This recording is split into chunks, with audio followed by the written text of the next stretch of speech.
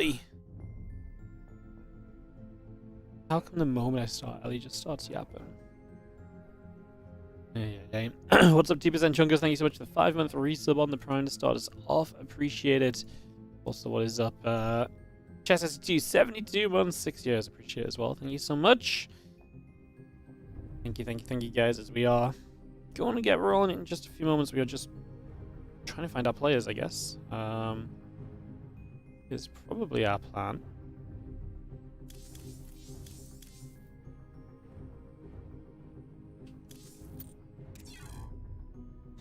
Seeing if Sebastas or BabyMarine are around, because that is what I would like to jump into, but we'll figure this out as we go into the OSC Challenger brackets.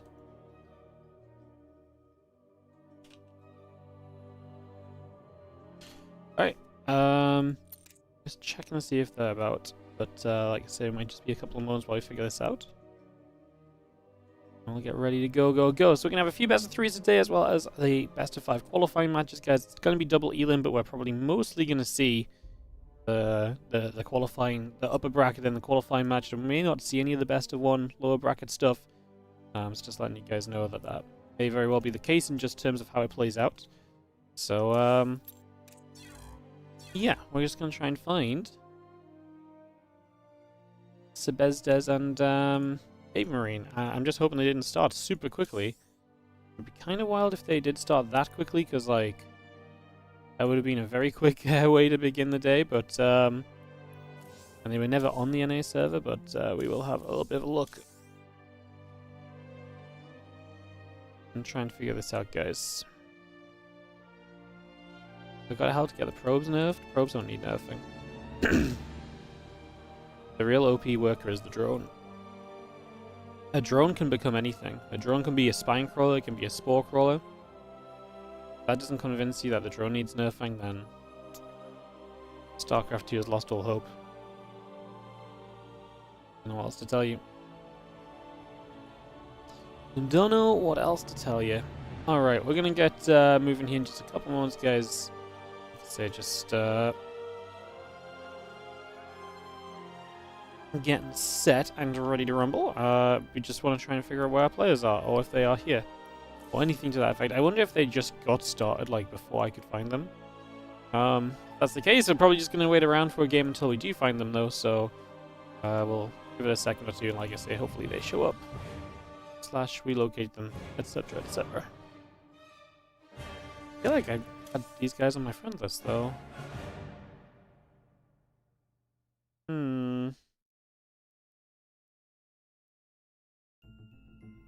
No, I think they're coming. I think they... yeah, okay, I see Sebastas logging in. Cool, so we'll probably get Sebastas and BabyMarine on the way soon, guys. Just waiting for players to show up. We can kind of just go from there. There they are. Ask them for the invite preemptively. And we'll get to a little bit of waiting. How's everyone doing? How's everyone feeling? Good to see you guys. Appreciate y'all hopping in.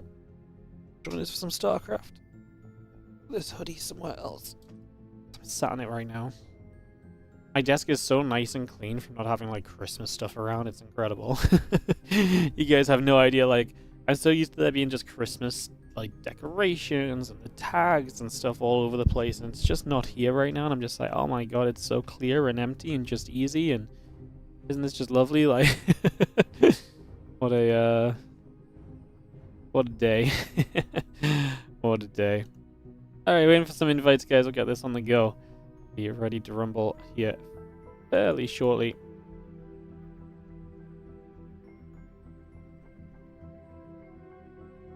Waiting for Sebastas and BabyMarine to do their videos. So this is the OSC Challenger bracket. 2 players today advance into the LetAlex Championship bracket as part of the OSC Championship 13. So that's what we're kind of building towards. That should be the fun that we're getting into. I'm genuinely looking forward to it. I think we're going to have a good time. I think we're going to have some good games. I think we're going to have a fun little section of the show today. I think it's going to be good. So, yeah, just it's going to be pretty chilled out, pretty casual. Obviously, qualifier, open bracket, etc., etc. It's just going to be a little bit more of a chilled out cast as well. But a nice, cozy way to start the new year, basically, is what we're aiming for. And, yeah. hopefully you guys are ready to enjoy some games with us. Like I said, our players are here, so they're vetoing, and we'll get them invites out as soon as we get the players about. The winner of this plays trigger, so we're probably just going to follow this section of the bracket through to the upper bracket final, which is a qualifying best of 5, and then probably go into the lower bracket from there and just see where things go. Is the TLDR / guesstimate of how the day is going to go. It's going to be Winter Madness for our first map, so we're going to be into this in a moment. Ready to kick off into some action. Hell yeah. Beautiful. Go says Sebastas.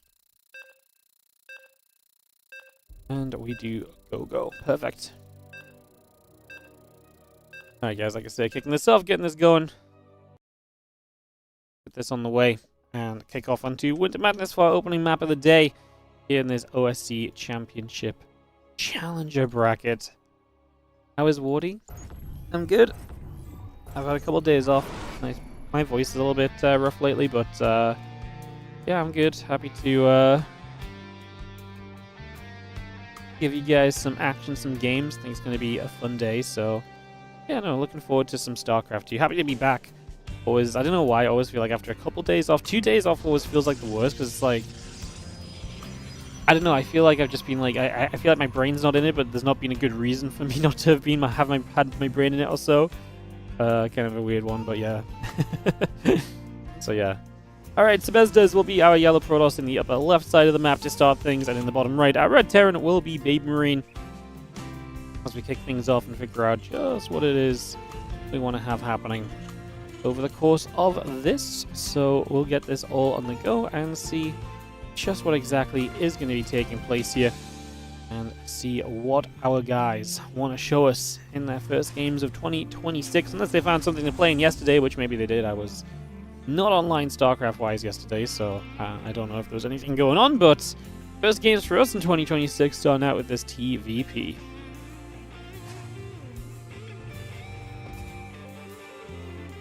How long is this stream going to go for, roughly? You want to go to bed with it on? It's not a big bracket today. We're probably going to have 2 best of 3s and 2 best of 5s. And realistically, if we have any more than that, it's going to be like 1 extra series. So I would say maybe we're looking at like, I'd say best case like 3.5-ish hours. It really depends on how long the series are, obviously, but yeah, it's not going to be a long one a day. This isn't going to be like a 5-6 hour. This is probably going to be more towards 3 to 4 hours in terms of length. So yeah, that'll be a rough guesstimate of what today goes as. Finally started playing ST again after a massive break, just on co-op Commander at the minute, but still forgot how good this game is. Yes. Yes. We love to hear people coming back. I mean, no, StarCraft's still great. Who would have guessed? This game that's been good for so long, still good. But yeah, no, it is great. And I think that's the greatest part about StarCraft 2, right? It is absolutely timeless. In a lot of ways, I really think it is one of those just timeless games. I think this is a game you will look back on in another 10 years and people will still be like, man, StarCraft 2, huh? You can pick this up and it's not going to feel like super dated or jaded or all these other things that I can sometimes feel like. So yeah, no, I think it's super interesting that that's kind of a thing, and the way that it goes. As you're going to see this rebound coming about right there. Trying to see a little bit of what's going on as well for the moment. Just trying to see what's up.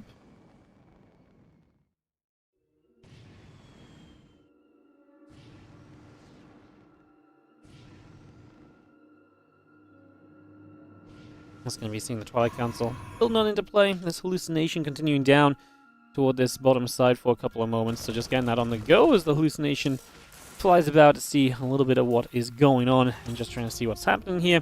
Blink and that warp gate coming through as well. So just getting little bits of everything on the way at the moment. Get this set up, get that underway, figure out what it is that we're going to try and do over these next few moments typically. And yeah, we'll get this sorted out and figured out. As I wouldn't mind connecting there, the bunker setting up as well. Just going to be seeing just a couple moments, not going to be anything overly crazy just yet. Still just a lot of figuring out of what's taking place exactly in these first few moments. The Stalker's actually getting over to the side, going to be able to make a little bit of a pick-off as well, so able to make some grabs over in that direction. A couple Stalkers over this way.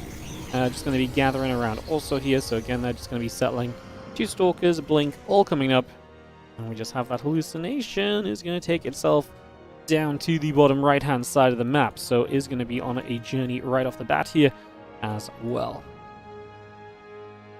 Again, Blink coming through. Next is coming up. Probes on the way. You're going to see that Medevac taking a teeny tiny bit of damage. Nothing too crazy, I'd say, overall. Obviously, just a hallucination. It's not a real damage, but being found out and figured out where it's trying to go to. Going to pull back toward the Marines. The Marines will clear the hallucination. And we can maybe see the rest of this army now getting ready to maybe try and do something. And get this ready to go.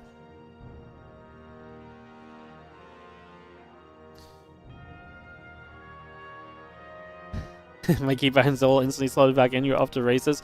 To me, that's the craziest thing about playing SC2. It's like, I just don't play for a while. And then when I play again, it's like, obviously, like, I'm not as good as I was, right? But, like, so much of it is just there. Like, you know, if you tell me to execute a build that I did, like, you know, used to do, like, 5 years ago, bam. I mean, that's pretty much what I do every time I go to the ladder. But it's just like, bam, I can do it. Like, instantly clicking the buttons and stuff. And, like, okay, my macro is freaking terrible. And it's obviously, it's not pretty, but, like, it's so fun how much of it does just come back into play so soon. I think it's really neat. I just got a Medevac and a couple of Widow Mines inside, trying to see a little bit of what's going on. We're going to finally drop in over here. Sebastas paying attention. He does just shoot down a Raven over on that top side. Loses only 3 workers here, so that is not really that bad. That was the Raven that went down, yeah. So the Raven goes down to the Stalkers that play defense to the top. And now this Widow Mine drop is going to get mostly cleaned up as well. This Medevac over here comes in and gets a couple more workers. So over time, we're definitely putting the work in. We're definitely getting some damage done. It's just taking a little bit of time to fully add up overall. Storm in the charge still coming through as the Stalkers will be heading down to the bottom side of the map as well. So they're also going to continue over here just for now. Try to see what else is going on, heading right down to the south. Again, Stimback, Combat Shield, and +1 all building in right here as the Storm in the charge going to be a part of this as well. And yeah, the High Temple and the Observer continue to build up for the moment. Stokes going to jump through. The bunker will be taking some damage. The rest of the bio here will be setting up as well. So just gathering around for a couple of moments.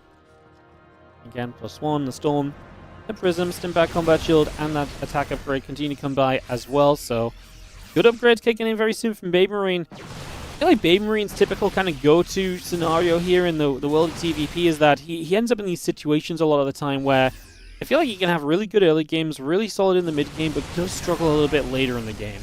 Where he's one of these guys where he almost reminds me of Uthermal, where he's like, I want to play massive bio, or like Beyond. He's like, I'm going to mass bio and do great and have these massive armies and move around and multitask. But sometimes the finesse in those final kind of later game engagements can kind of get the better of him a little bit. So that's kind of my expectations on this one. For BabyMarine maybe is that, you know, we'll see what he can do early, and if he gets momentum early, that's really good for him, and I truly believe he can take advantage of it. I'm actually maybe worried if he can't get momentum early, what that potentially means as well. So, yeah, we will wait and see. Let's just see these bio units are just going to unload. They're going to start stimming out. This Nexus is going to be immediately in some trouble, as can be seen as well. It's just going to be seeing that going straight into some issue here. Now the bio sims straight in toward this main base. So in we go to the main as the bio continues through. A couple of Zealots are going to be chasing as well. So continue to come straight out after everything else. And this is 11 probes going down, and BabyMarine with a very successful starting point on this little bit of aggression right now. So definitely starting off well. Again, +2 attack and a few additional Zealots coming through. But man, that is going to be 14 workers going down. So fantastic starting point, no doubt. Definitely looking very solid, like I say, at the moment. Gotta be feeling pretty good about this so far, but I guess we shall see how we continue as the Medevac loads up. Gonna come across over that right-hand side, the rest of the bio heading down to the bottom just for a moment or two.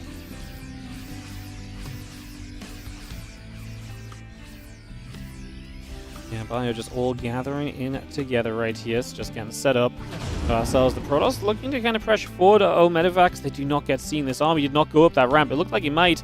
BabyMarine saw the army and hence is pulling back, realizing, hey, I need to just make sure I can defend here. That's a situation where you should absolutely, I think, lift up those mines and relocate them, because storms will kill them. Otherwise, we do get an EMP off. That does soften up some of those High Temple, and their energy is going to be drained a little. BabyMarine not confident enough to go pushing in. He is dealing with the Zealots in the main base at the same time, so the Prism striking over here.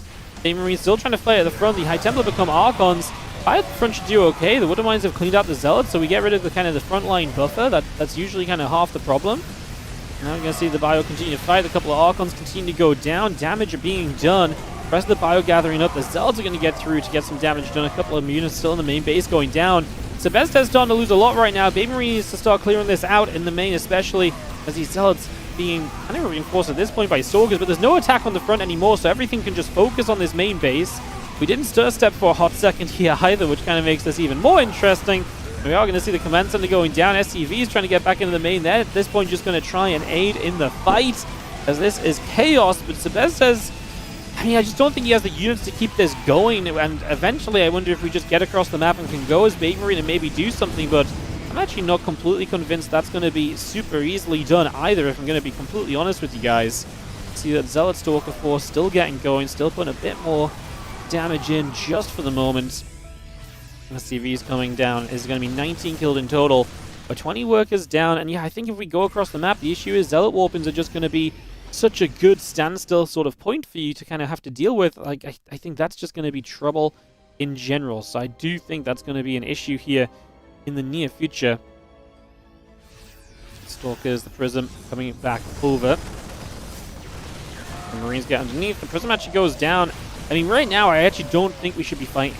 I think right now, fighting is, as Sebastas that is, because he's letting his opponent kind of get efficiency on these low unit counts. Although, if you do manage to get some high tempo storms in, then great. Maybe that's all we need. And again, his economy eventually should put him up in army as well. It's just making sure you live long enough to, like, you know, let that tale be told. And Storm or 2 still coming off. We see another little dive forward. The army trying to get in them from BabyMarine. It's just not going to be good enough. GG has to be called, and we are going to go to a game number 2 with Sebastas at the 1-0 lead. Sebastas has been great lately. It's been really fun to continue watching him play and improve over the course of the last year or so. We'll be jumping into that game 2 here in just a couple of seconds, guys. We'll get this ready to rumble. Thank you for your patience.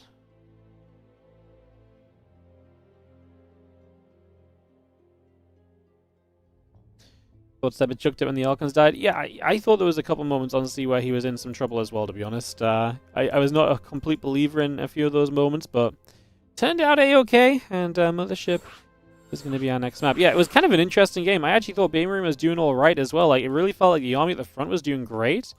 And then, yeah, obviously, obviously it went wrong. So what can you really say about that? Yeah, a bit of a rough run. Goku says BabyMarine to get ready for game number 2 to start us up. Again, 2 players will qualify from today's bracket, guys, and join us in the Ladder Legends Championship bracket as part of OSC Championship 13. Again, the bracket is sponsored by Ladder Legends. Well, OSC Championship is sponsored by Ladder Legends, so it's the Ladder Legends Championship bracket. Of course, it is part of the OSC Championship, just to try and clarify my wording a little bit as we kick this off and we get this ready to go.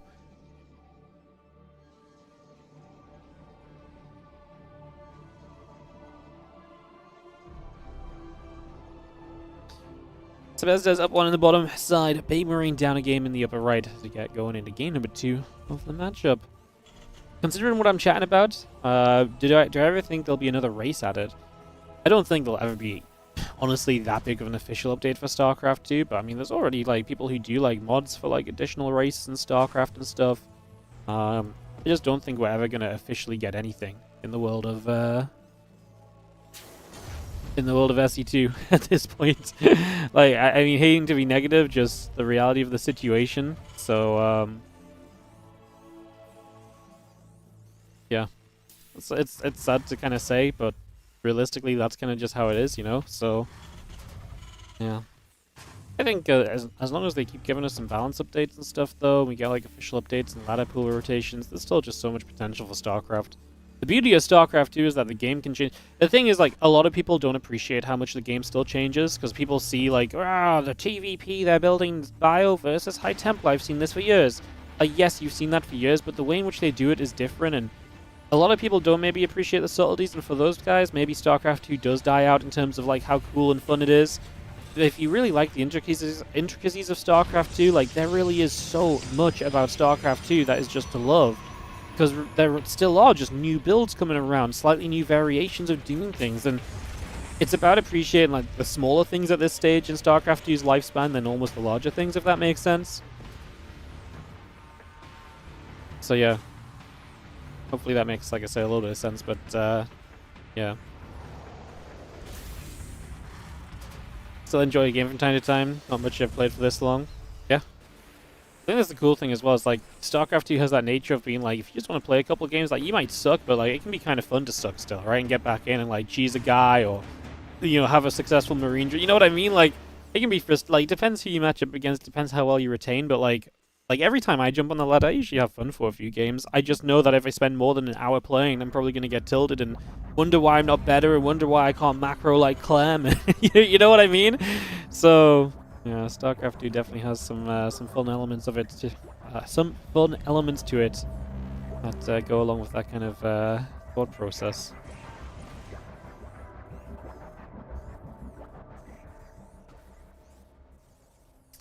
Alrighty, we are working on in this one. Just going to be seeing the Reaper coming out over to the side. So that's Reaper is heading over to the left for a couple of moments there. So just going to be taking that straight across. Making a moment or two to step around. Reaper going to join up. A couple of Reapers and the Hellion all coming out. That Starport still coming in as well. So we got a few different bits and pieces on the way up for the moment. The Reaper coming back over to the right side.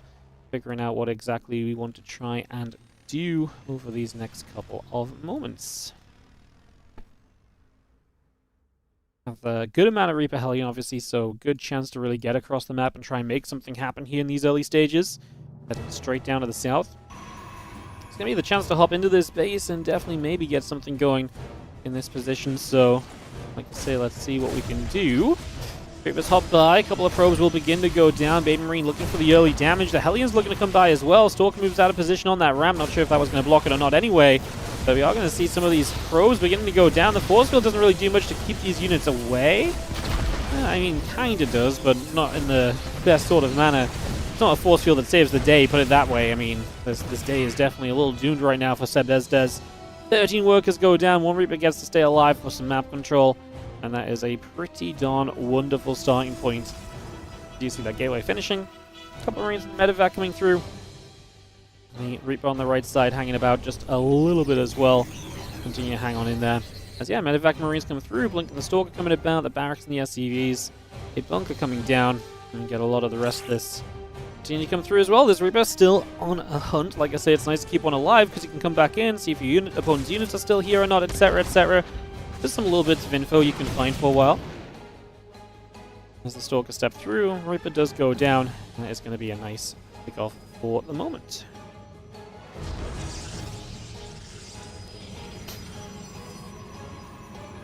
Stalker's just got a couple more shots off, so a little bit more being done. The Raven, a couple of Marines that are coming out as well. Going to be factors here as well, as we'll follow these Stalkers across the map and see what they can do.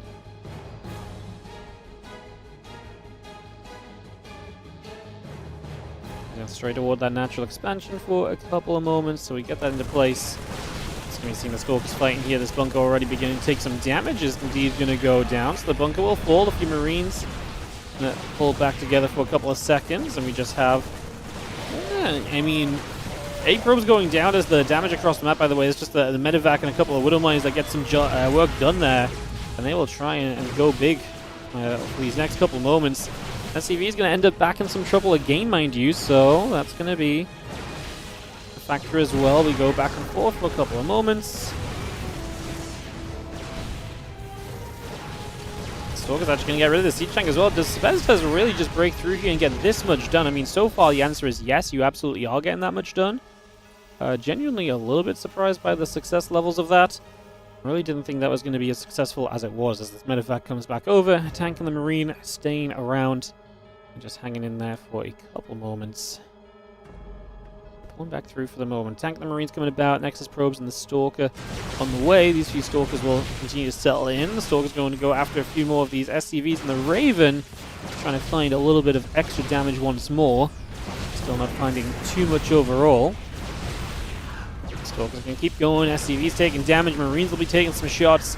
11 workers going down to Sebastas. Really, the counterattack is getting so much done. Way more than I expected. I'm not going to lie. Really did not expect this to be as successful of an endeavor as it has been. And here we are, still around with a few swords. Going to get a medevac potentially here. Yes, we do. The Marines, obviously no stim. Can't exactly contend well with these Stalkers. So, like, this is just another part of the problem, realistically, at this stage, as you're seeing. This is 13 workers going down. So, yeah, serious amounts of damage dealt here. You see these few Stalkers still gathering together. And at this point, I think BabyMarine's actually dead. Despite all that harassment, despite all that success, he just couldn't get an army together. GG's, and Sebastas takes the first matchup of the day. And he's going to move on through to the second round of this match as well. So, we are going to get through toward there. Get this ready to go in a couple of moments. I trigger as the next opponent up, so that should be a pretty fun little setup for us here. Get this ready to rumble.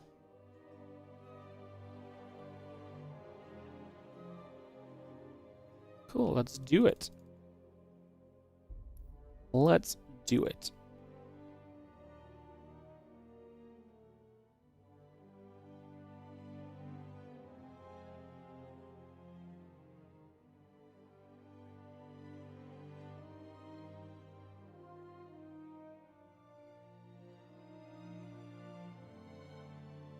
All right, awesome. Alrighty, so we get this ready to rumble in a couple of moments. I guess we'll be going back to NA because Trigger is in Korea last time I checked. So yeah, that should be the Serenio that we are going for on this one. Perfect. Let's get ready to do that then. Let's get ready to do that.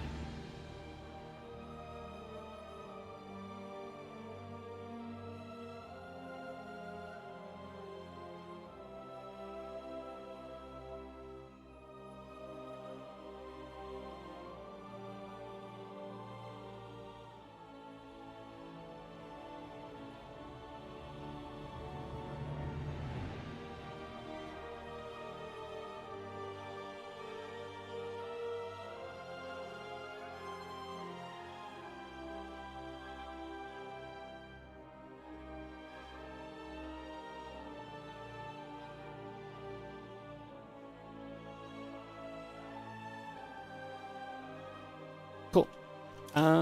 Yeah. Get that ready to go, guys. I'm gonna have to take some hoodies off because it's heckin' hot in here now.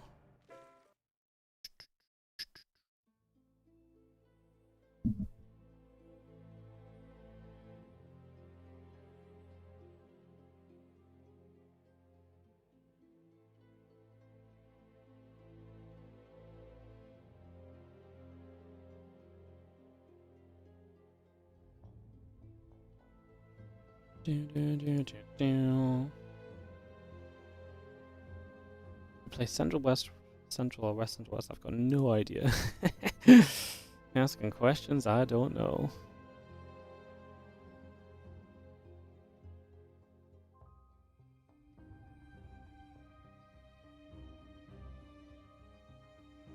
Oh, one sec, guys.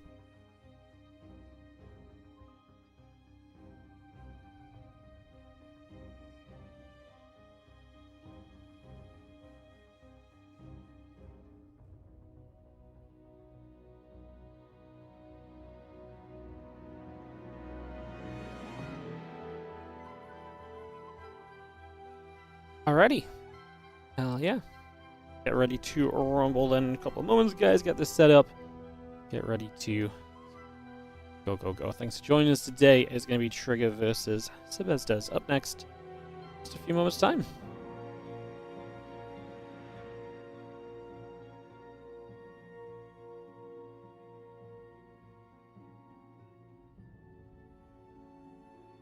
Sweet. Sweet.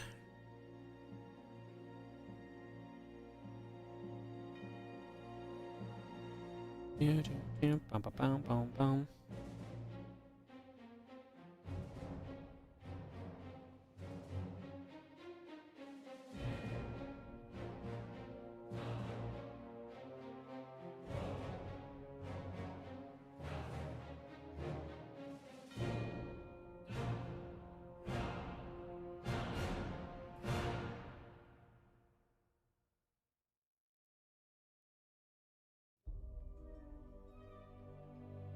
Alright, Old Republic going to be the opening map of this one. We get this ready to go, and we'll be off in just a moment, guys. Thank you for joining us once again. Appreciate you guys hanging out with us and being here for some StarCrafts. Good to see you all.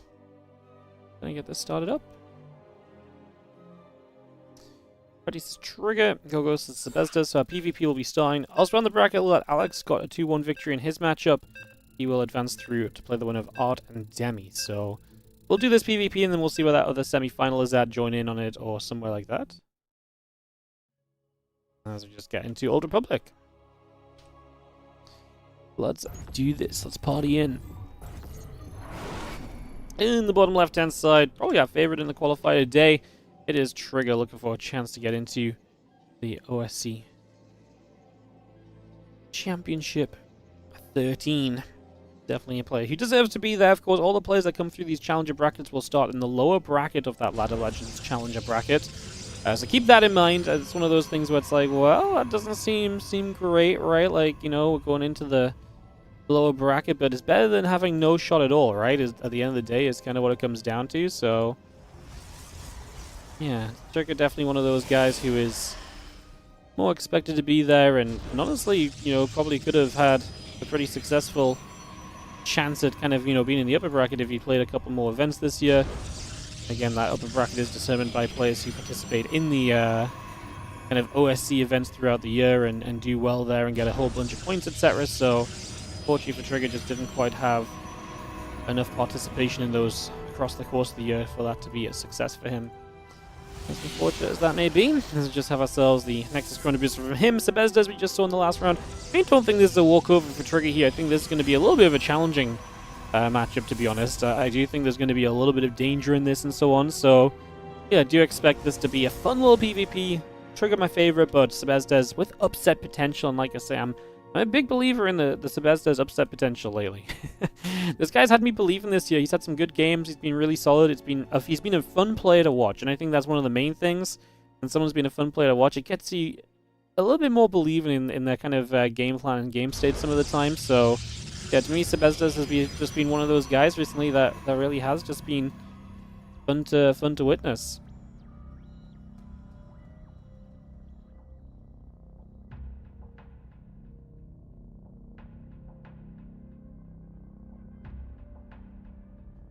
Proby coming around for a couple of moments, so we take a couple seconds there. Just going to be seeing the Warp Gate and the Sentry coming up from both players as well, so we get that on the go.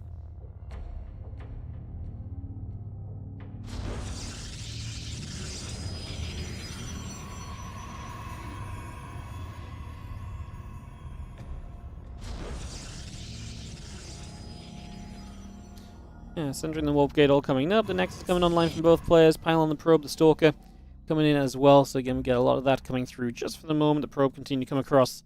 This Hallucination coming over as well, continue to make its way down to the bottom left hand side.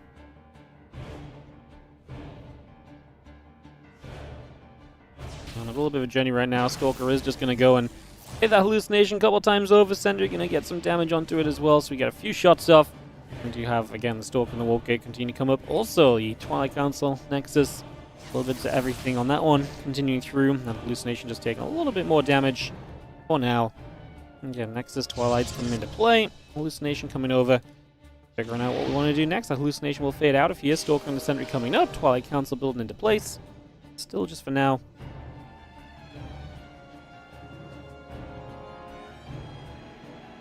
Yeah, Sentry and that Warp Gate coming through. There's that Hallucination from Sebastas, just scouting, from Trigger.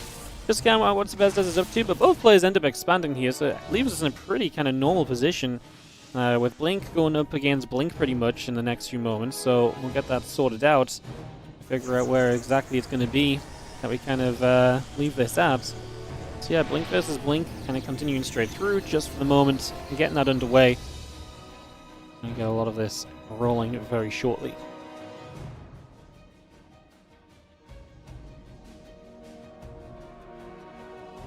Yeah, Blink against Blink. Just going to be seeing those few probes coming about as well. Going to get the rest of that on the go right now. Figure out what indeed comes next. couple of the adepts will move across to this side of the map as well. It's just going to be getting that ready to rumble as well. And the Dark Shrine going to be a part of this as well. So Dark Shrine coming up, the gateway coming through, at a probe at that blink on. A couple of adepts very much so still just moving over to the side for these next few moments, getting that all set and rolling. As the blink comes up, the Dark Shrine comes through. Get a lot of the rest of this on the way as well. Sorry, a few probes going down as we do play cleanup over here. A few probes going down the other side, so Trigger loses a couple of workers initially. As the Nexus and the Robo facility continue out, Sentries will try and jump onto the hallucination to play a little bit more cleanup. And again, just trying to be as annoying as possible for a few moments right now.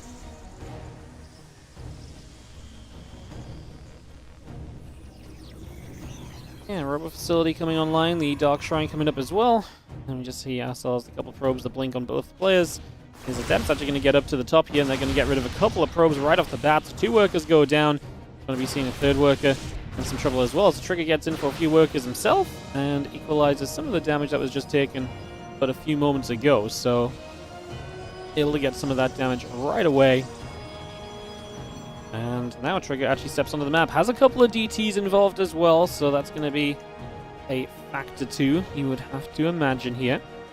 Just going to be seeing the Stalkers gathering up, a couple of gates and the Observer coming around as well, and the Stalkers and Sentries both just going to jump onto that hallucination for a couple of moments, so yeah, again, that's rolling on top of everything else.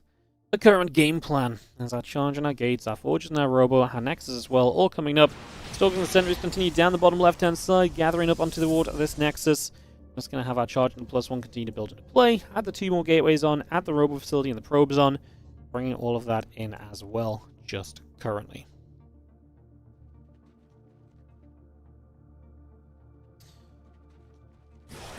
DT is now striking. We do see the first probes going down. Sorry, my visibility on these light blue units on the minimap for some reason is terrible. I'm completely blind to them. But yes, we come in and 13 probes go down, plus the push onto the 3rd base. That's going to be quite a serious amount of damage being dealt. We started to play cleanup as Sebastas, but the damage is already done. Do we get this Nexus? With force fields coming down, yeah, there's a very good chance we do indeed get this Nexus. That's a pretty incredible affair. If you get that Nexus taken out, you see a few more of these Stalkers going down as well. Stalkers and Sentries being chipped away. We will see the chase, a couple of shots coming out. The Sentry and the Stalkers getting pushed away. The Nexus will live. I thought with the force fields coming down, the Nexus was actually going to be in some trouble, but not this time.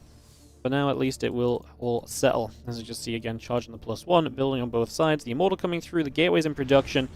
The rest of these Stalkers and the Sentry, and so going back around to the bottom side. The Stalker and the Sentry force over here, resetting a little bit as well. Again, charging the +1 coming up now. The Stalkers will gather. The rest of these Stalkers head to the south at the moment. Resetting ourselves here momentarily. Again, a couple of probes went down so far. And just having these couple of Adepts trying to also make their way over and across the map. So trying to be substantial in these next couple of moments.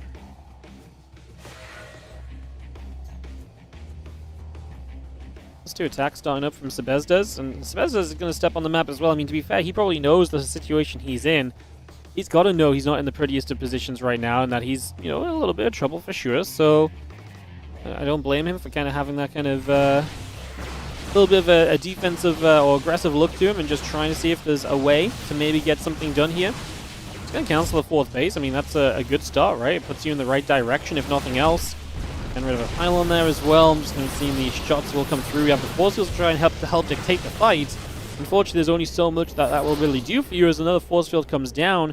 3 additional workers being dropped thus far for Trigger, but Trigger still is up by a chunk of workers, and still at this point has good tech involved as well. Don't forget, he will still have access to play the DTs at any point in this that he wants to. So he really still has that possibility and opportunity as well. We do have the few Stalkers and the Sentries continue to fire up. A couple of attack upgrades continuing as well. More Stalkers and gates coming by. The Nexus. And additional Zealots all building right here. Chicken blinking through. Trigger just going to send this, and I think that damage done earlier is really showing now, especially with a couple of Immortals available, and Sebastas has all of the Gs to get him out of that one and into the next one. So all of the Gs right there, as we'll ready ourselves into this in a couple of moments.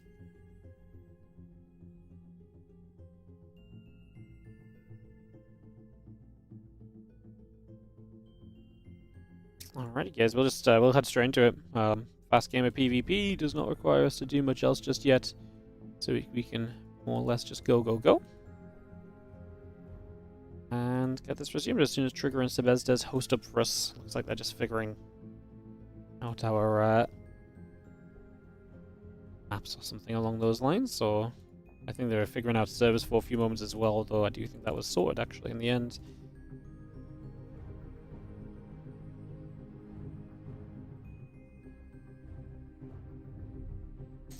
Cool. Cool.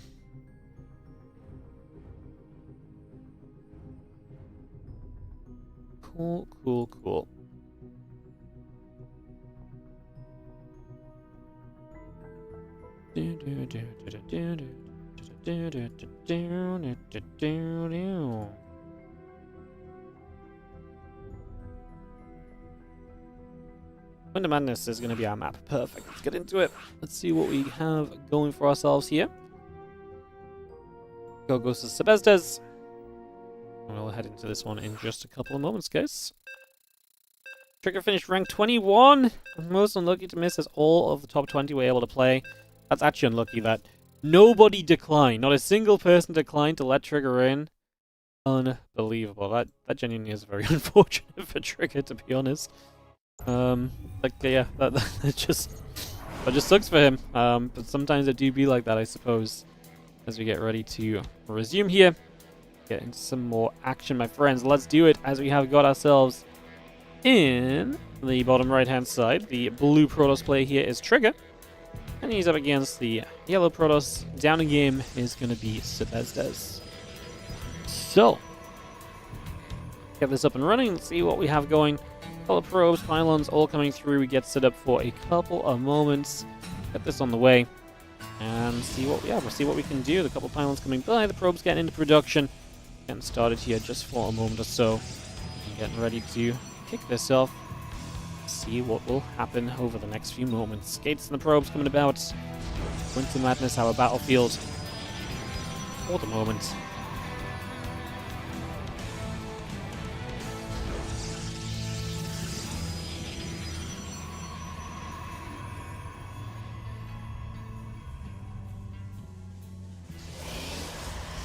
Corona Boost to start us off. Nothing too crazy about that overall just yet. I'm just going to be having, again, a couple of gateways coming by, the assimilator coming up as well, and our first probe, Sebastas, to start going to pick up some info and figuring out a little bit of what's going on at the moment.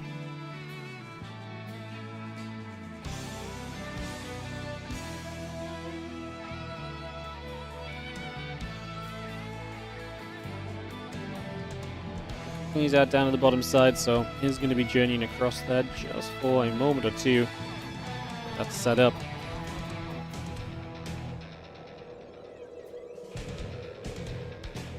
Figure out what is coming next. Cybercore, the gateway, coming around to get that ready.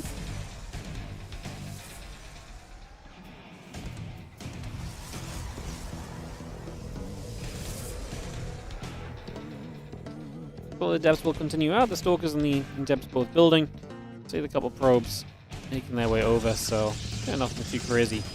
First few moments, again, just this little bit of a scouting work or so. Trigger scouting as well. They're now playing Block the Nexus games and just trying to stop people from having too much confusion, going on at the front. I'm confused because my freaking ad bar disappeared for some reason, so that's fun. Not really sure what it's doing, but I just panicked for a moment because usually I peek at it and be like, oh yeah, we got an ads right. Now I'm like, wait, it just straight up disappeared. But all good. We get that fixed up a little bit, and we get this ready to go. Score? No, this is sorry. If you want the bracket, it's linked in the pinned YouTube comment. You don't need to use a command or anything. It's always in the pinned comment on YouTube. The depths are going to end up taking some damage here. You can see the couple of depths coming around. That is going to be a pylon getting picked off. The couple of probes are going to go running as well. There's a couple of Stalkers going to get jumped on here. Stargate coming up. Stalkers on the way. Again, Warp Gate's building through as well. A couple of depths will continue to shade out to the other side for a couple of moments. And actually do get a few Stalkers end up fighting here for a little bit as well, so they're going to get a few more shots off.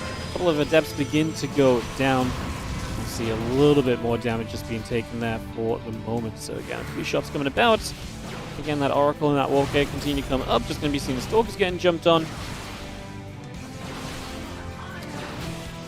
For the moment here, like I say, just a bit more damage being done. We are going to see a pretty good trade for Sebastas in the end. He's going to kill... Okay, he actually lost an extra Stalker than I thought. I was going to say, he got rid of a lot of the Adepts, so I thought it was okay, but yeah, very Stalker expensive. He has that pylon, but obviously he is expanding. Like, he's going to a Twilight behind this. Like, he is teching up, so he is looking toward having a future in this game. He still has a good Stalker count, which is why I also think I kind of like this for him, and while I was maybe getting a bit ahead of myself on the statements, is obviously an Oracle from that Stargate from Trigger, and that's going to be his tool to try and get himself stood into this game a little bit more so in the near future as well. So expecting that to be a thing over these next few moments. Let's see exactly how this Oracle can do as it arrives into, you guessed it, an undefended mineral line. 3-4 probes zapped down with immediate effect. Void Ray still building up, and Chrono Boosting now just add a bit more defense. The Adepts do get in, but all the Stalkers are chasing, and Sebastas just says GG. He's losing too much. He's not doing damage himself. There's no messing around on that one, guys. That is just done and decided. It's going to be Art and LetAlex in a PvP in the other semifinal. So we're actually probably going to get into that. They might have already started, unfortunately, but yeah, that's going to be probably our next matchup, because we're going to just wait for the winner bracket to be figured out a little bit, and then we'll just kind of go from there in general. But it looks like it's going to be a bit of a PvP heavy section of the day, guys, coming up in the next few moments. So we'll just let you guys know that ahead of time, and we'll get this back on track ASAP. Okay, cool. Yeah, we'll get this back on track ASAP. It does look like, I say, it's going to be pretty PvP heavy. Like I say, I think LetAlex and Art probably got in game already for their first game, so we're probably waiting for them for a couple of moments of this before we continue through. That gives me a chance to play one of the things I'm meant to play here, so I haven't checked this, but I did download it and it should work. So I'm going to play this for you guys. This is one of our OSC Championship 13 sponsors, Ladder Legends. Got a couple of things to say, if I can just find the right thing. Give me 1 sec, hang on. I'll tell you what I'm doing. I'm gonna mute first. Hang on. I'm gonna mute StarCraft. I'm gonna mute this just in case it's loud. And then I'll drag it over. StarCraft is a freaking hard game. When you look at where you are and then where the very best are, improving can start to feel like an impossible task. But it doesn't have to be this hard. Enter Ladder Legends. Ladder Legends is a dedicated academy aimed at helping you understand, enjoy, and improve at StarCraft. More than that though, Ladder Legends is a community where StarCraft gamers can get together, make new friends, and dive deeper into the game with them. With incredible coaches and talent like Groovy, Mixu, Gamer Richie, and Tempo, you know something special is happening here. The folks over at Ladder Legends have big plans too, and aim to expand their services into other games. Potential titles include Apex Legends, Valorant, Heroes of the Storm, League of Legends, and more. Join their Discord to let them know what you want to see out of them. And if you only care about StarCraft, join their lively and active Discord anyway. They've also recently launched a fabulous website for their academy, which sports a VOD repository, masterclasses, a build order library, the ability to book one-on-one coaching, and more. Check it out by clicking the link in the video description or by scanning the QR code on screen.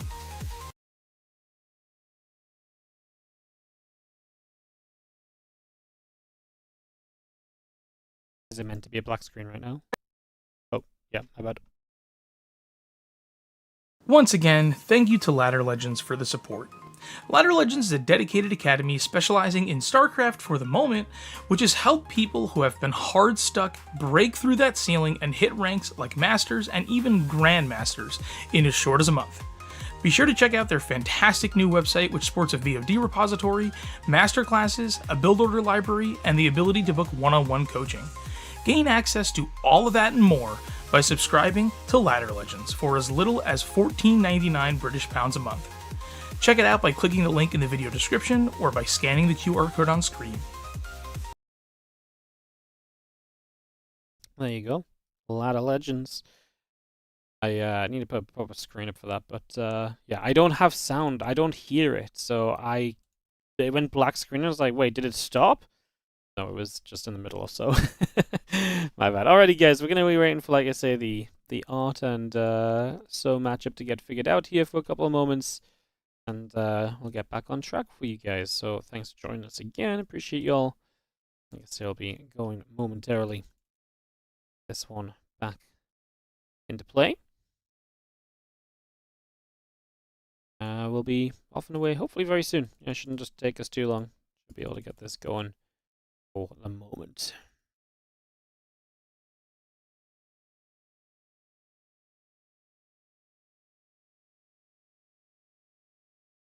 Cool, cool, cool.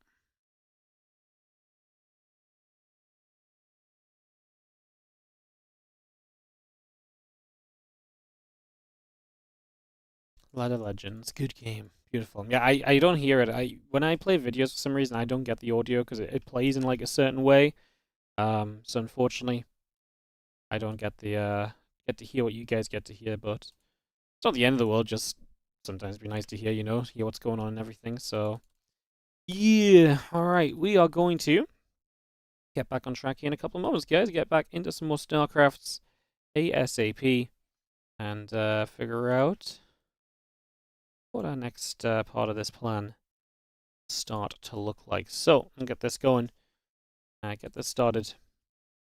And yeah, we'll kick this off in a few moments' time.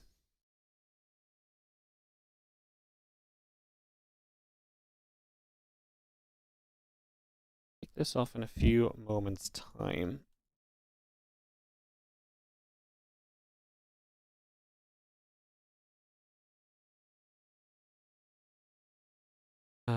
Yeah, but I believe they're just in game already, so we'll just wait for that. Oh, it's so quiet because there's no StarCraft sound. That makes so much more sense. I'm like, why is it so quiet in here?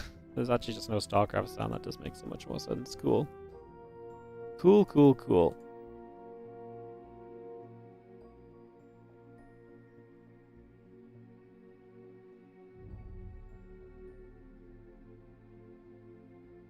Let's do this. You're waiting for me on EU? Where? Wait, am I not on EU? Oh, I'm so dumb. My bad, mate. I'm sat on NA wondering, waiting for you guys to come out of game. It's because everyone looked like they were in EU. Yeah, I'm just in the wrong server.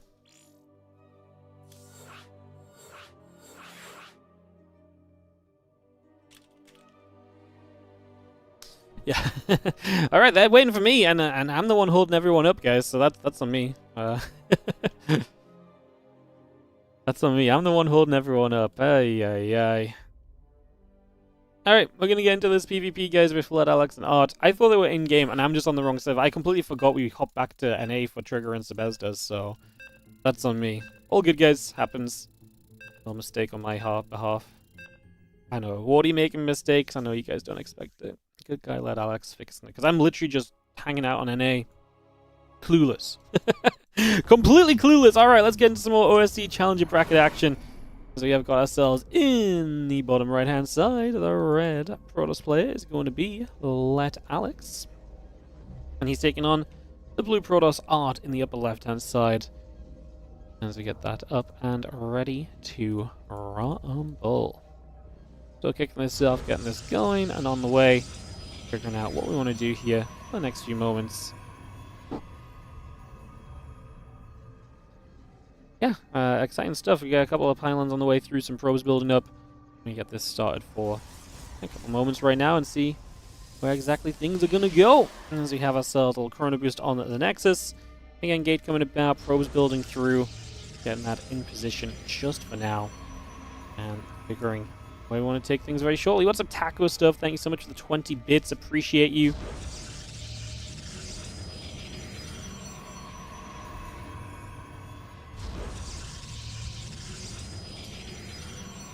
Now assimilator's building. Now our gate's in production.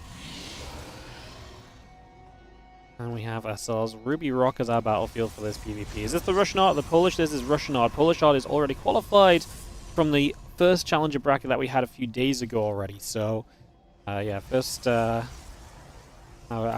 Polish art is already qualified for the event. That much we already know. Now, yeah, Cybercore Gateway coming through for a couple of moments as we get settled down. Set up into this for a few moments as well. Again, just trying to see where exactly things are going to be going.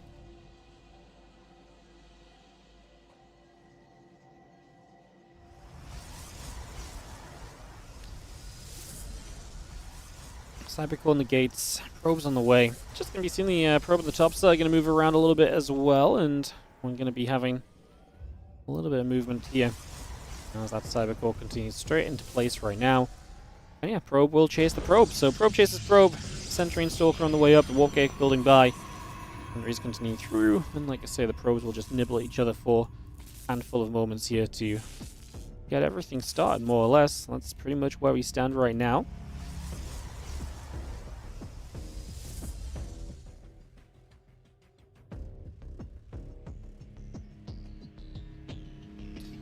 Probe gets forced back. I mean, LetAlex just throws the Nexus down. And Alex has been such a competitor this year. It would not surprise me if he was one of the most participated players in OSC tournaments or so this year, because I feel like I see him grinding in absolutely everything. And again, there are some real grinders like Percival as well. I know he's up there in the amount of tournaments played rankings. But yeah, my point is that LetAlex has played so much this year. It'd be so cool to see him, even if it's just in that lower bracket, which is what they're trying to qualify for.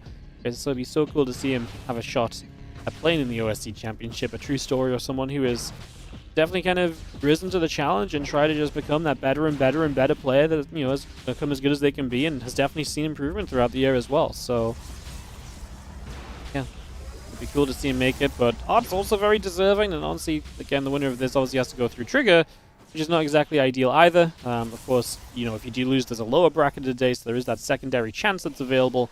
Just to let you guys know as well, just to remind you of that. That's added in today because there were less signups than usual. So with less signups, they run the double elim just to make it a bit more of a qualifying process, rather than this already being like a qualifying best of 5 and just basically being done already. So makes our day a little juicier when it comes to the amount of games we get to watch, cast, and enjoy. Hallucination just comes moving through for a couple of seconds, and you have our Stalker continue to come about down to the bottom for a little bit as well. Again, the blink's coming up, just having ourselves the probies all coming in.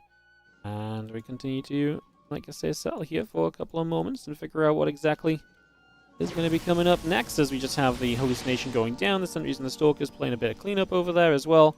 Just shutting that down on top of everything else. And yeah, another Stalker going to get warped in right now as well, so just enjoy seeing that. Get that straight into place. Get the rest of this set up. Sentry all gathers through.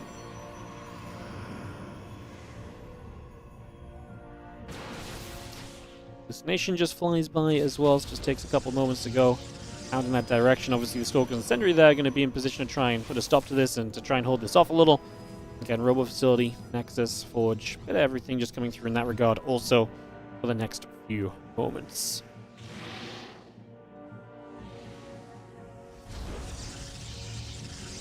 Stalker will hold its ground, and both players will take their way to a third base, so seems to be a pretty reasonable position for the moment. Have a couple of depths on that right side.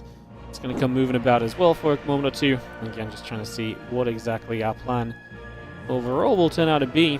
And again, with those adepts hanging around, waiting to see if they can get in for some damage or so. But this fast 3-base setup means that not much of anything happening just yet in this Protoss versus Protoss. And again, that doesn't mean it isn't soon going to be happening. Adepts will shade back to the center a couple of moments. Again, charge on the way up. And 2 adepts in the middle will pull back as well. Extra gateways continue to come on through.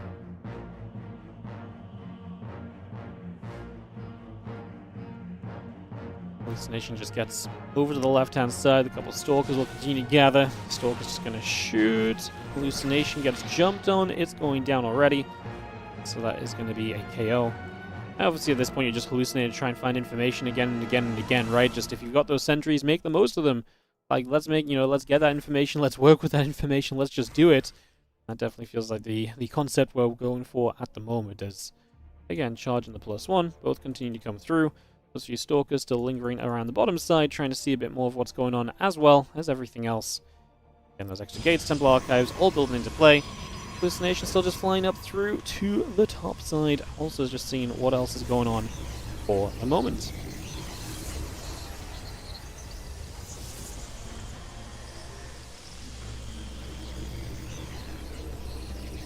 Go back over. Again, there's the charge coming about. Stalker's out sentry. We'll gather also here. And we get settled down. Scar +2 attack coming in. A couple gates in that Temple Archives will build. The battery is coming up and online as well, so we got again some extra little bits and pieces there. Just settling in for the moment. Those Stalkers are going to move over to the far right also. Trying up toward this Nexus. Our +2 attack still building. Our Nexus on the way. The Zealots in production. Just going to see a few Stalkers going to get blink in. Picks off one Stalker immediately. Now going to get in after the battery there. Gets a cancel on that. Going to continue through now. A couple of these Zealots are going to end up in some trouble as well.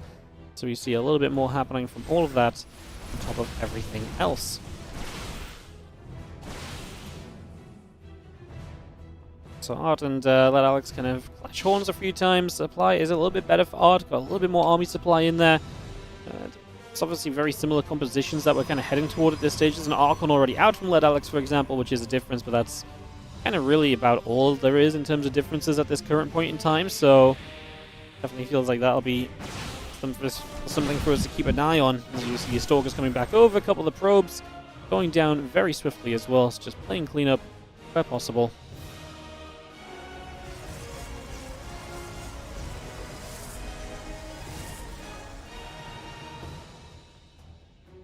A couple of those workers going down already, and just trying to see what comes next from all of this. Again, the +2 attacks coming through.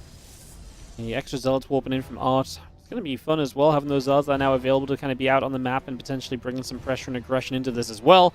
So a lot of those options really viable right now. It's going to be this big push-up. The Zealot Archon Stalker Force looking to get into the upper left-hand side here. The Observer already going down is going to be a nice pick as well, so we get rid of that straight away.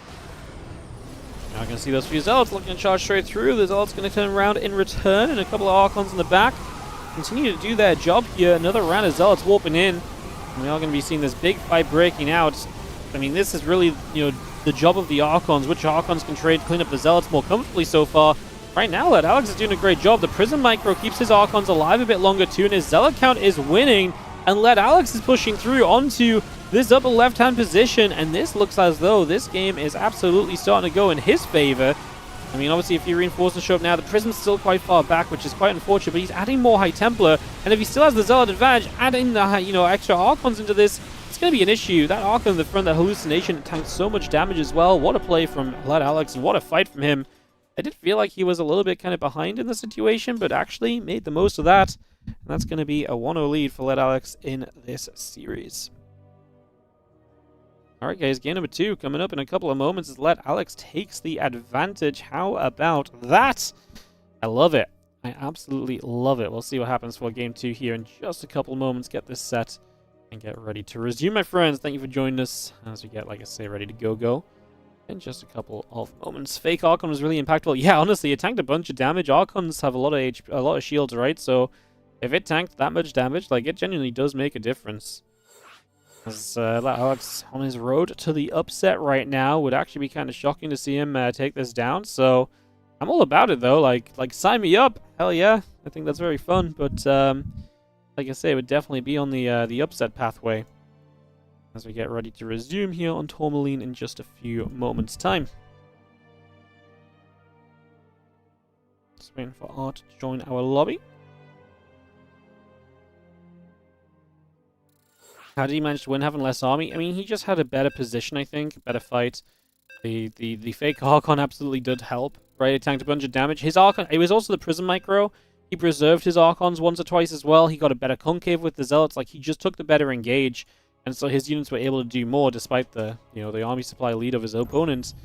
And yeah, Archons in position are really the be-all and end-all in these kind of fights, because if you have enough Archons, your opponent's Zealots just don't do nothing, right?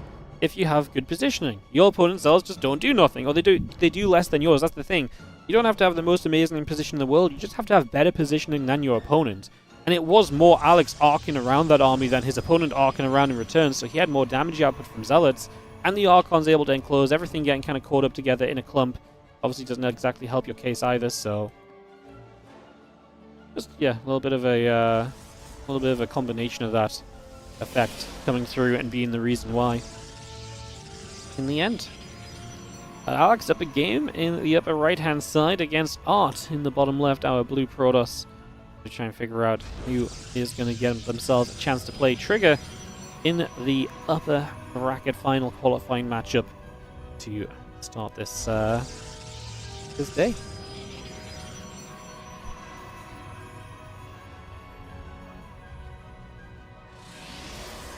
Couple Chrono Boosts, probes on the way out, gateways in production, simulators building through, and we have ourselves the probe of Art just moving across for a moment or so, coming over to that right hand side.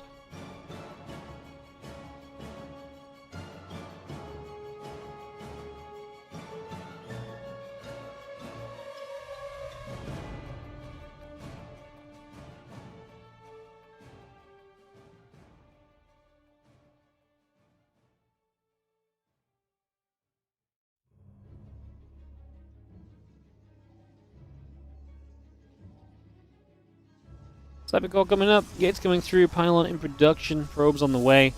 Just going to see the gateway going to finish up over here for a couple of moments. Probe is going to get chased around a little bit. We settle here momentarily. Sentry from both players. They're going to see more hallucinations. Hallucinations might just be the talking point of this matchup, which, to be fair, isn't exactly super weird for a game of PvP. But yeah, that may very well be the direction we're kind of going into. Probe, nibbling probe. Take a few moments.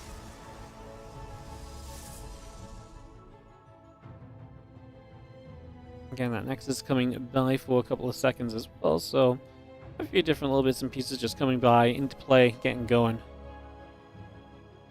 early on as we figure things out. But yeah, probe is going to go back home. That council coming through right there as well. Put that straight down. Again, the sentries on the way on both players. Next in the Twilight Council coming through also. So yeah, we really do just go for a little bit of everything on this for now. And we see where things are going to go. And the next is continuing by. Stalk on the sentry. Going back over in the same direction.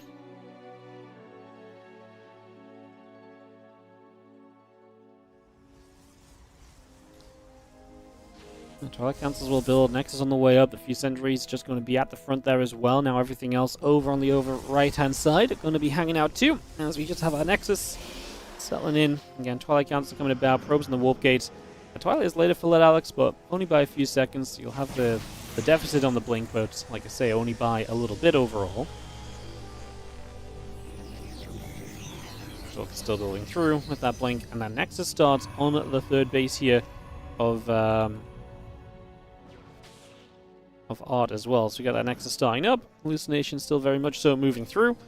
And yeah, trying to figure out just where we're going over these next few moments as the couple of Stalkers are going to shoot, the Sentries are going to fire. Another Stalker coming about there as well. Hallucination very nearly going down, not quite in the end. And Nexus from both players currently coming up still. Nexus on that right side. Hallucination moving across. Going to take a couple more Stalker shots, a couple more pings. Just nice and quickly. Stalkers and the Sentries will come back and forth here initially, so and a little bit of damage there, nothing too crazy just yet. Again, our Blink's building through, those couple workers coming out, the Nexus coming in as well, so a lot of these little bits and pieces coming in for the moment as, again, the Forge coming up, the Nexus on the way. Let's see where we go next. We actually have a little pylon down over here as well to try and see just what else is going on for the moment, so try to see what else is happening with that.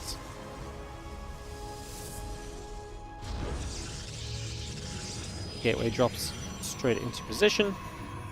We have our Blink coming up, those extra gates coming by, the Nexus as well. Again, little bits of everything coming straight on through. Continue to get this ready at the moment.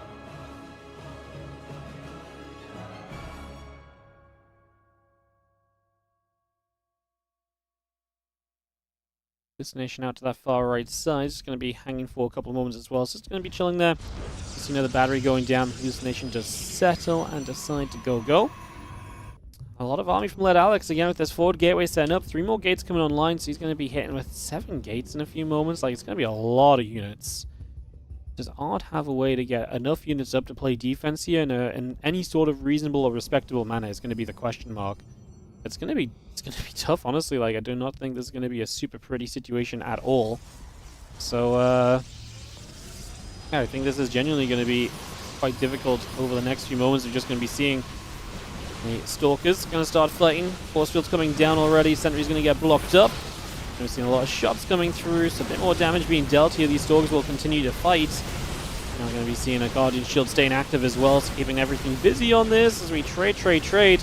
I thought Alex was going to hit with a little bit more oomph, to be honest. I felt like this was meant to be a bit scarier, but yeah, those batteries have done some serious work keeping the numbers down, and now getting an Immortal out defensively. Art is going to hold this off, and that's just a straight-up defense. Alex does not have anywhere near the same amount of economy because his third base is not saturated. It's not saturated. That third is really kind of a eye candy. You know, it's like, look at me, I'm taking a third base. Isn't that cool? And the reality is he's not taking a third base at all. So, yeah, it's not as pretty as it initially is made to seem.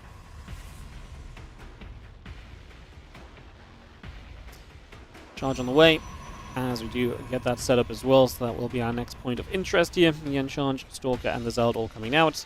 The extra gateways coming about as well. We're still clashing on the left-hand side. The Stalker's blinking up, trying to get after the rest of these Stalkers now. A couple of Mortals will chase in to try and do a little bit more there as well.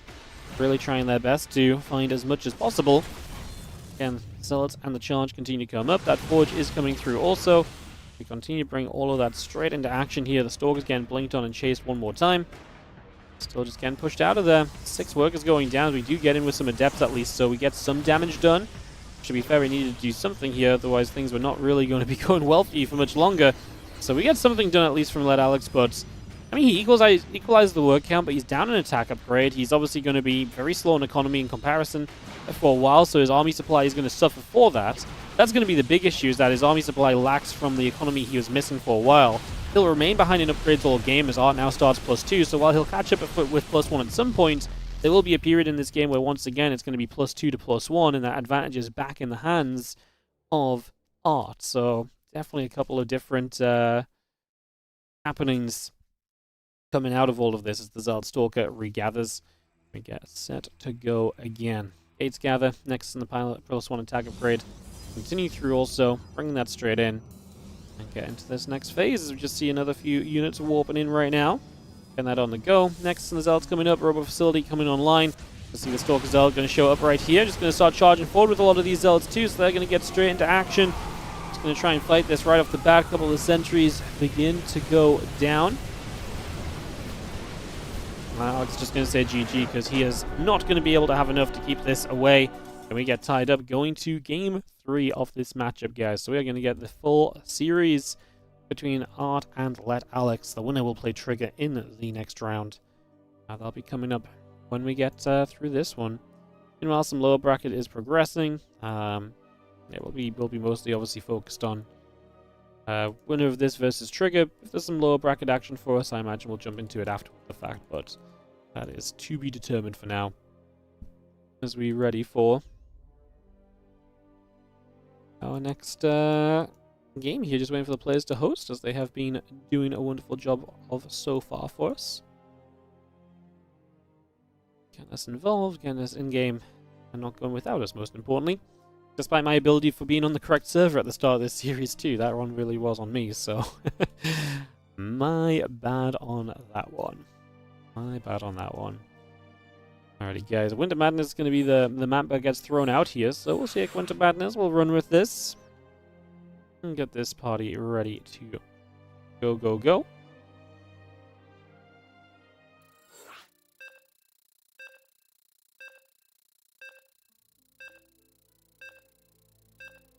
Game 3. Winter Madness coming through right away here. Let's get this started. Let's see what's going to happen.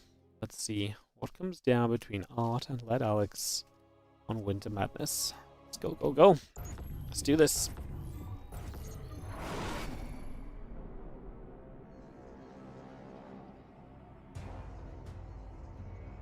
Get this in game in the bottom right-hand corner. We're going to have ourselves the blue Protoss.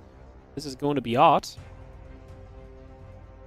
And he is taking on the red Protoss. In the upper left-hand side, we've got LetAlex.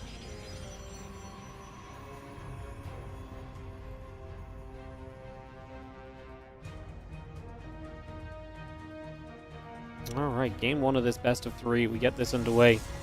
Island's coming up, probe's coming through. Probe at the front is going to throw a gateway down, just going to get that set straight in position here initially. Get that started. Look to see what will happen.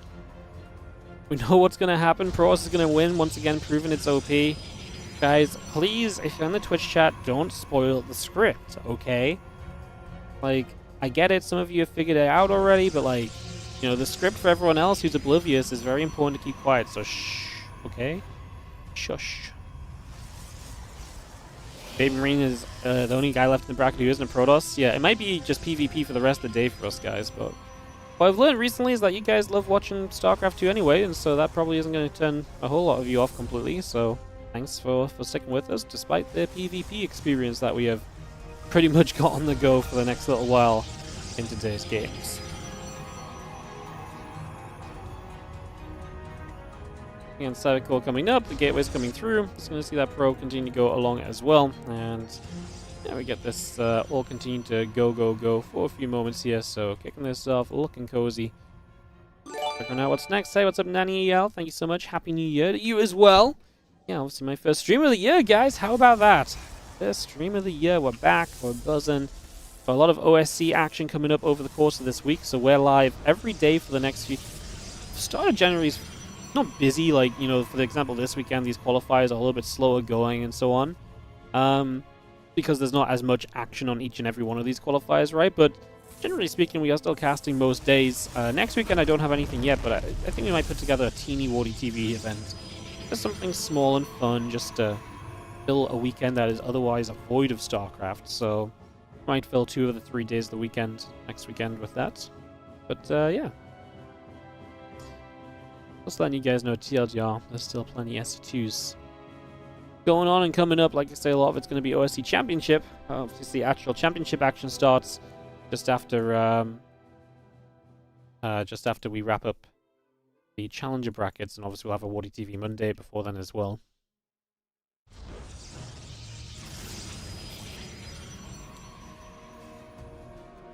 I love Wardi streams, but only watching PvP is a bit boring. I mean, that's not really got anything to do with the patch, I would say. Right now, like, this is just the case of like a lot of the players that are kind of the sub-pro level and are at this kind of challenger level for this event are going to be Protoss. Like, there's just more Protoss players than there are the other races, and I mean, you look at the main brackets, you got all the races in there. We just had the WardiTV 2025 Championship, and that was anything but a PvP fest. So I think we just at this point have to accept that we just have more Protoss players around than we do the other races.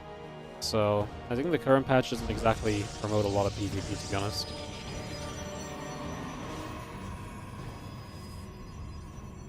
It's going to be really hard to watch hours of PvP. That's okay, Black Bear. I'm sure you'll entertain yourself with some fantastic Twitch chat commentary in the meantime. Stalkers and the sentries. We'll warp in off that forward gateway. LetAlex looking to put some pressure on here. Sorry, it is 1-1. My apologies. I'm just late on adding the scoreboard on there.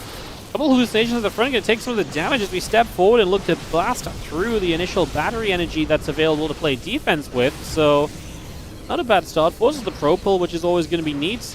Can we actually get rid of some of the sentries here? That would be amazing, because right now you've gotten rid of the first battery of energy. Diving for that sentry in the end became a bit costly because you stuck around a little longer, so that's a little bit of a shame. Just going to see that blink still coming through, the probe still coming up. The Stalkers are going to return fire back over here as well, so we continue to go back and forth. Don't really know what the issue is with the current patch. I don't think there is an issue. Personally, I don't think there is, honestly. I think we've seen PvT able to go both ways, which was one of the major issues before.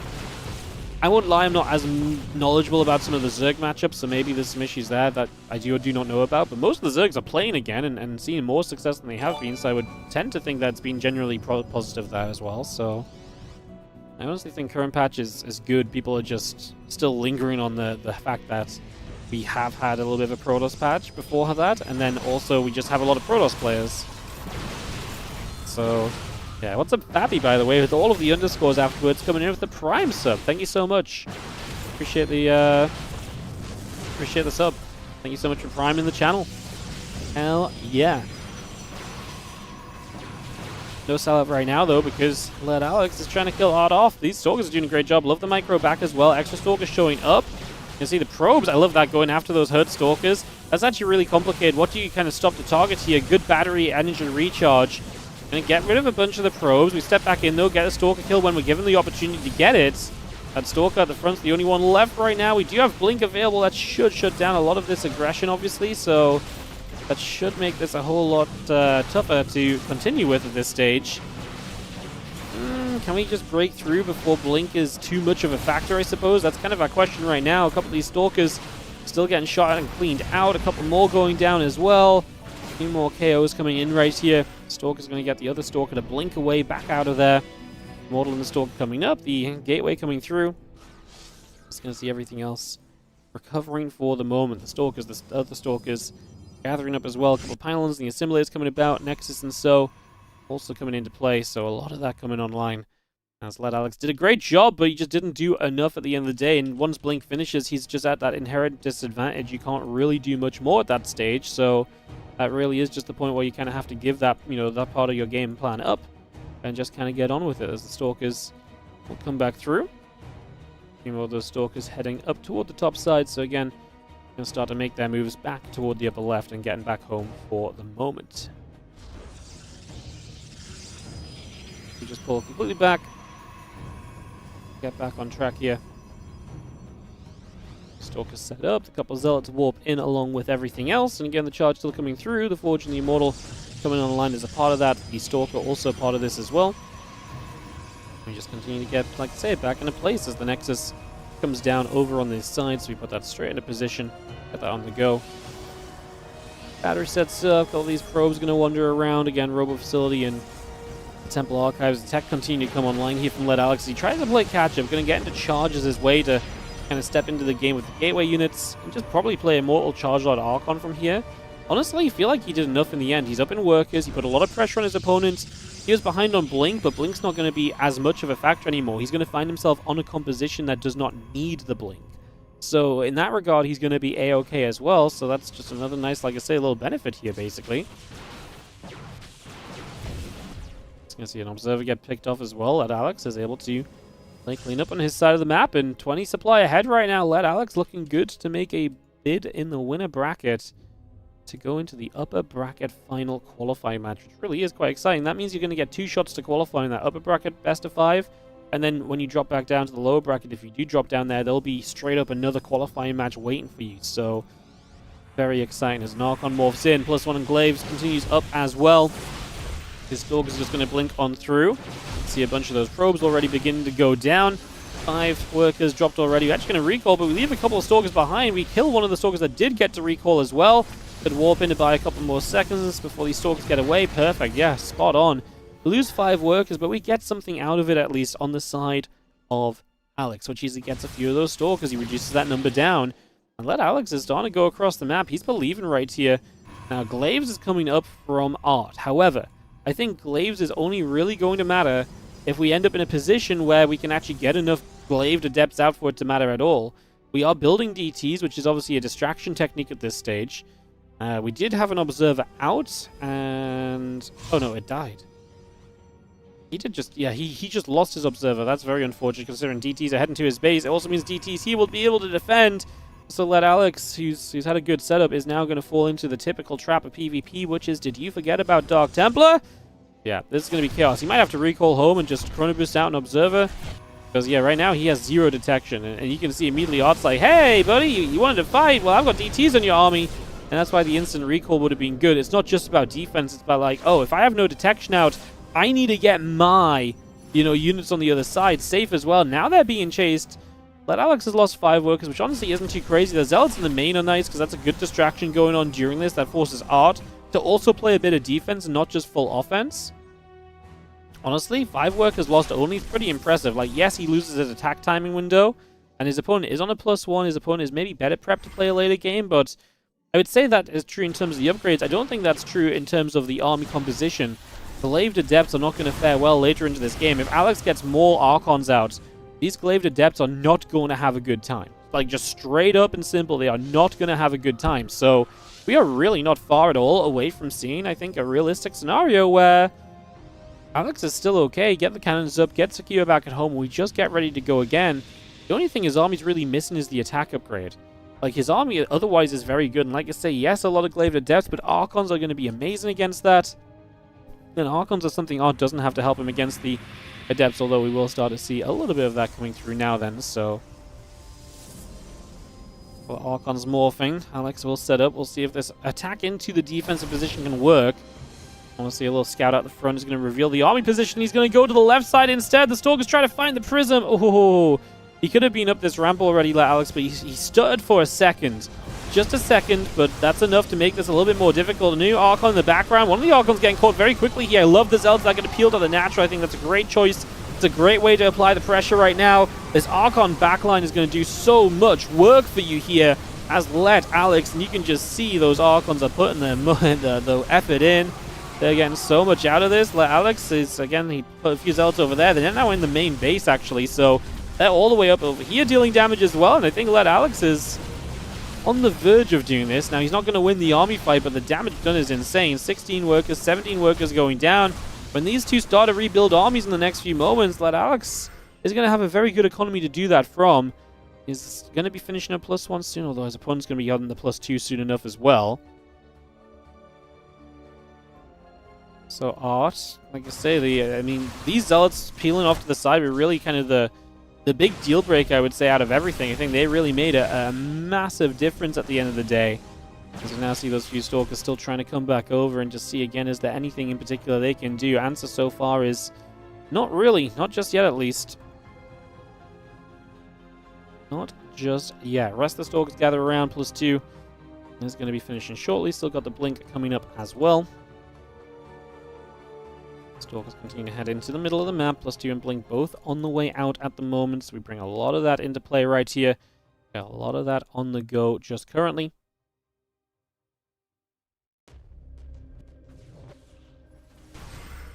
Of these Stalkers will go blinking around as well. So again, just trying to see what else we've got going on. A couple of these Immortals going to jump about too. Stalkers come back the other way. Go back and forth at the moment as we just have, again, Blink the +2 on the way up. +3 attack upgrade coming by at the same time from Art. So he gets that started as well. Results, the Archons, the Immortals all gathering together here. Stalker's going to begin to fight. A couple of those Archons begin to take some damage. Just seeing a little bit of that joining up together as well. For the moment, the Stalker's still gathering here for now.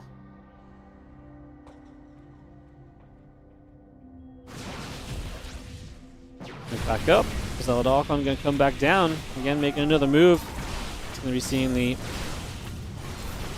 rest of all of this coming about here together as well at the moment. So again, a lot of this coming straight into play. It's going to see those Zealots and those Stalkers continue to chase about right now. The Stalkers getting chased by those Zealots, but in a big, big way. A lot being done there for the moment.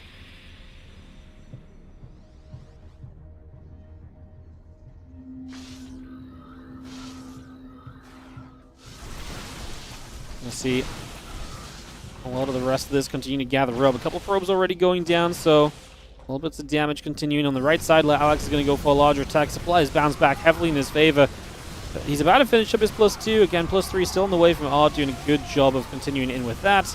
The reality is that this is, DTs are doing some serious damage. If there's a defense, it's going to be because of the DTs. Once more, though, the economy is just getting ripped to shreds, and that is not pretty, as that economy does get kind of torn apart right here so far. And again, those few Archons, these Immortals continue to come about as well. This is going to continue to put a bit more pressure in. So let's keep warping. +3 attack coming through. The rest of the Zealots and the Archons gathering up still. 23 dead workers is obviously a very serious amount. It's a lot of damage done, and Art says GG's. LetAlex will take the 2-1 and will advance through to the upper bracket final qualifying match. Art is going to drop down to play BabyMarine in the lower bracket whenever that plays Sebastas. And yeah, we'll be heading into Trigger versus Art in a couple of moments' time. So there should be us going back to the NA server this time. I'm going to try and be in the correct place and not slow things down. we'll go from there and figure this out and get this on the go. Cool, cool, cool.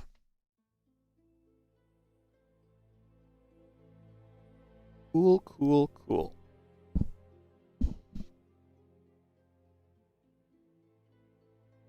Man, that was a cool game, especially because I really felt like the Dark Templar were going to be such a disaster, and that just didn't happen to be the case in the end. Like, he really dealt with those DTs amazingly. Like, 5 workers killed only in that scenario really feels pretty incredible in the grand scheme of things, to be honest. Like, that really felt like a moment where that entire game could just kind of fall apart for you, so yeah. Alright guys, just waiting for the videos in a couple of seconds here. Just sort something out on the YouTube quickly, don't mind me.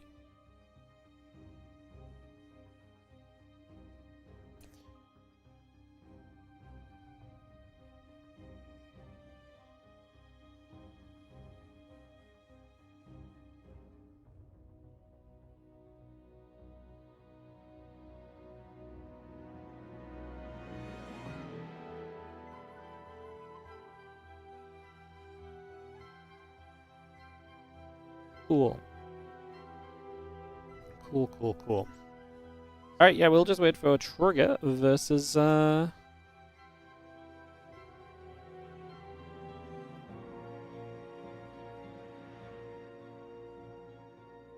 just wait for Trigger versus, LetAlex to set up. Perfect. Come on, guys. Get this going. Appreciate your patience. Thank you for joining us. Thank you for hanging out with us. Good to see you guys. Do do do do do do do do do do do do do do do.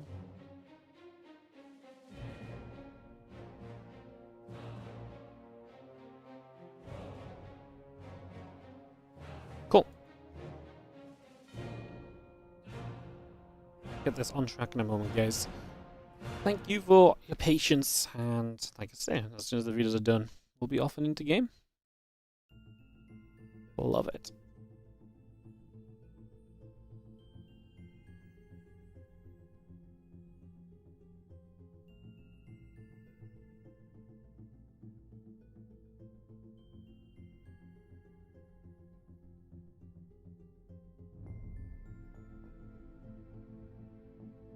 Doko BG on the 25 stream watch streak. Love it. I love seeing these watch streaks. I think it's heckin' cool. I think it's heckin' impressive. So many of you guys, like, I see a lot of people in chat every day, right? So it makes sense. But like seeing the numbers actually add up and stuff.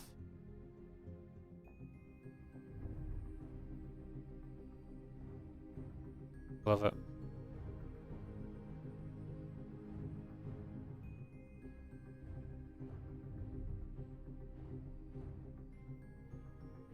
Love it. Alright, we'll, like I say, just be taking a moment here, guys, to get this sorted out.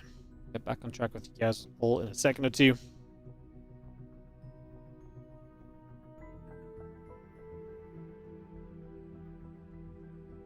Do, do, do, do.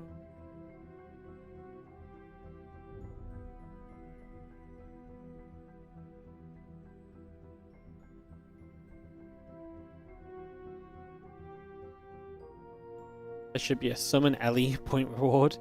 I mean, if Ellie could be controlled as simply as that, we could do a lot more things to sell out with Ellie. But alas, Ellie is not that is not that forthcoming when it comes to helping us sell out.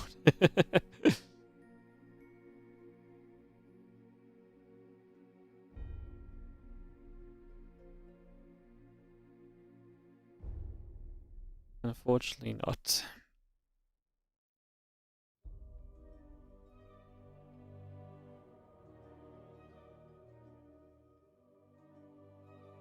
Cool, cool, cool. Alright, you guys, we'll kick off in a couple of moments.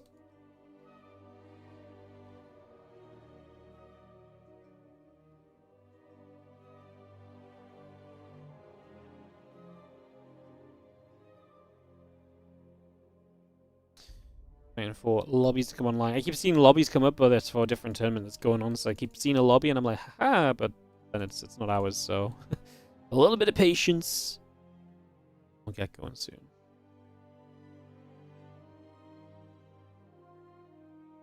Am I gonna get another dog named Joel? No, I am not. Took me a moment to figure out that reference as well.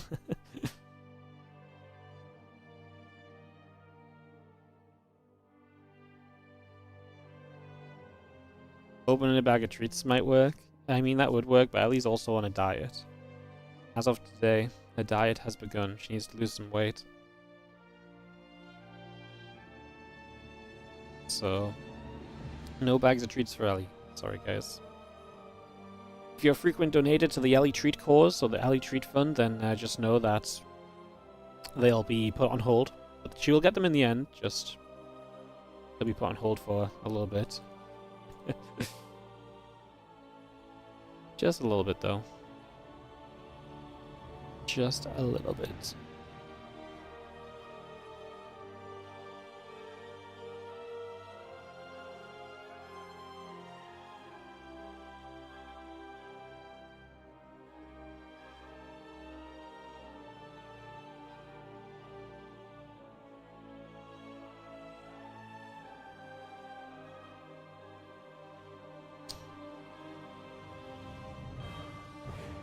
Alrighty. Yeah, I mean, I presume they're videoing. It's just taking a little bit of time. It's going to be best of 5, guys, as well, so best of 5 action coming up. Let you guys know. We're going to be here all weekend with these challenger brackets, so Sunday will be one. But Saturday there'll actually be a double, so double qualifiers tomorrow. Should be some good fun, so make sure you're here for some double StarCraft action. It's not super common we do 2 different events on the same days nowadays, so, I mean, different events for the same thing, still sure, but it should be fun as well. Looking forward to that. Like that, when did the heck did you use a thing that used 120 bits? I did not see this at all. An on-screen celebration, I just completely missed this. These things don't pop up anywhere apart from in my Twitch feed, and I don't really read my Twitch feed very much, so if I ever miss something like that, then apologies. Because they're just a little bit hidden away a lot of the time, so I don't see them straight away. Still appreciate it, though. Old Republic coming up here from Trigger. And get this ready to go. Kick this off. Ready says LetAlex. Waiting for Trigger to give us a go ahead as well. And go into this.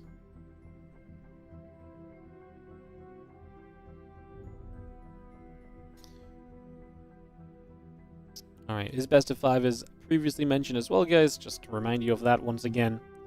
Like I say, kick this off in a couple of moments. It's underway.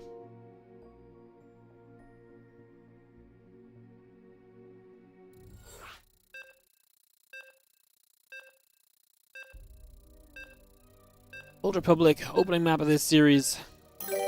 Oh, yeah, that works. That that does ping up on the screen. Yes.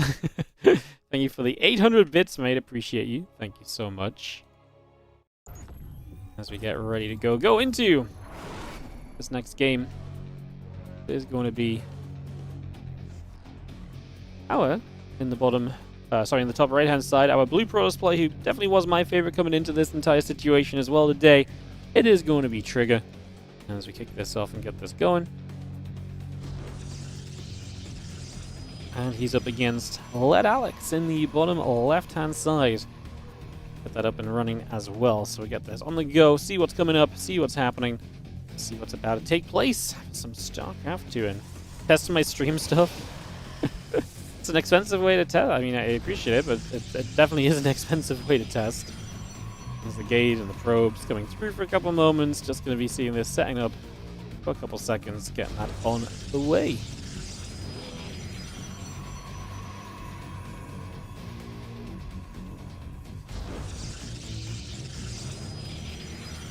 Alright, get set for a moment or so here. Take a couple of moments and see where things head.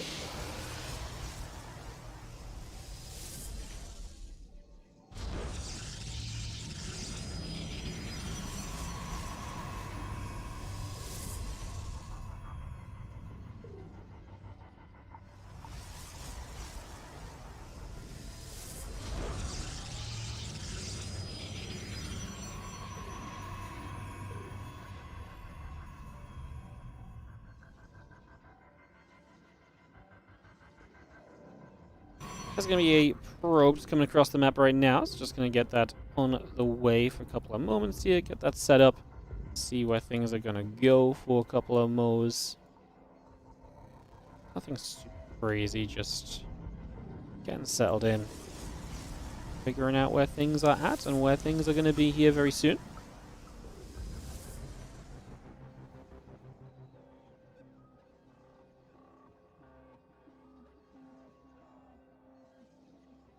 That probe moves about. Let me get this all started. So, things looking pretty cozy for a couple moments. Just going to be seeing this probe back into the center of the map here for a few moments as well. Get that on the go.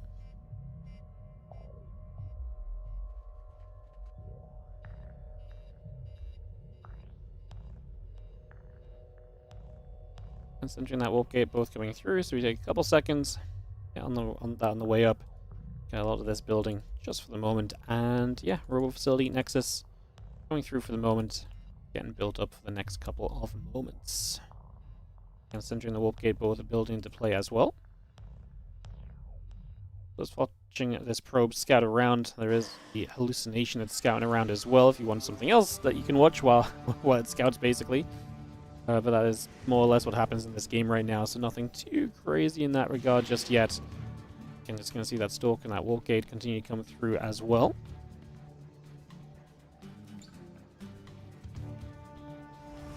Pilot Council is about to finish, so just get that finished here. Get that on the go. We can get ready to roll out. Again, blink on the way about. The warp gate coming up as well, so get a lot of that on the way right off the bat on this one. Little Chrono Boost on the Nexus. The blink is starting up from Trigger. Third Nexus from LetAlex. One of the things I really like about LetAlex when I watch him play, and has been this guy that's been kind of improving and challenging and playing in all the contests. Man does not just cheese, right? Like, dude is not just like, well, this is it. I'm versus Trigger here. Like, I've obviously been improving, but Trigger's a bit too much. Like, no, he's gonna play different styles of games still. He's never predictable. He's not like, oh yeah, this LetAlex guy, he's been getting better. He has some nasty. No, he's got some nasty plays in the long macro games, and I think that's a very respectable, first of all, to kind of believe in yourself to try it out. But also, it definitely helps him improve as a player, I imagine, because he's getting experience playing against these top guys all of the time in these different events and so on. And he's making good, good access to it because he's really playing to learn, I think, a lot of the time too, in a lot of the ways that these things work. Are we going to see BabyMarine's game? No. I would imagine that BabyMarine's game will just get played in the lower bracket while we cast this. I don't imagine they want to hold up the players too much or anything, so that best of one probably plays out without us, if I had to make a guess. Is Scarlet playing? No. She's not in this event at all, so unless she plays one of the other challenger brackets at some point, she's not going to be partaking in this one as far as I can tell. Unless I missed her on the list, but I don't think she played enough to potentially be on the list overall anyway, so yeah. I'm going to say most likely she is not.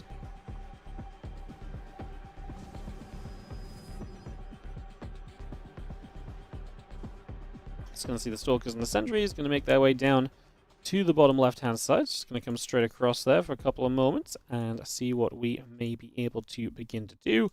As Trigger, again, just Stalkers and Sentries on the map, has that blink, so has that mobility. Got this Prism popping out from LetAlex, and he's got a good amount of units at home. Having a couple of Mortals defensively is obviously great as well. Going into the Glaives, you can kind of see his game plan is going to be kind of Glaive and Mortals. However, losing access to your Twilight Council and Robo is definitely going to depower any sort of aggressive kind of timing window you thought you might have here. And that's an instant kill on the new rebuild of the Pylon, which is currently mostly just depowering the Robo, because the Glaives is still powered up by this Pylon that's in place back over here as well. So in that regard, we're chilling. Yeah, not exactly ideal. And now Stalker's still pressing to the front. Couple force fields come down and try and play a bit of defense. Let's just get that on the way.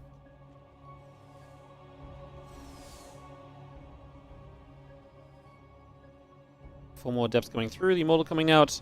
Probing that Glaive still coming through here. And we do see a couple more force fields dropping straight into play as well. So just getting those straight in position. Again, the extra batteries, the gateway coming about. 5 extra batteries coming up right away here, so just get that started. As you do see, got the force field, and again, every time you're giving these Immortals chances to connect, Does feel like there's some possibility, at least, of maybe getting a little bit of something done, if nothing else. It's going to be seeing those few stalkers getting chased away as well, so just going to get those pushed back over this direction for the moment.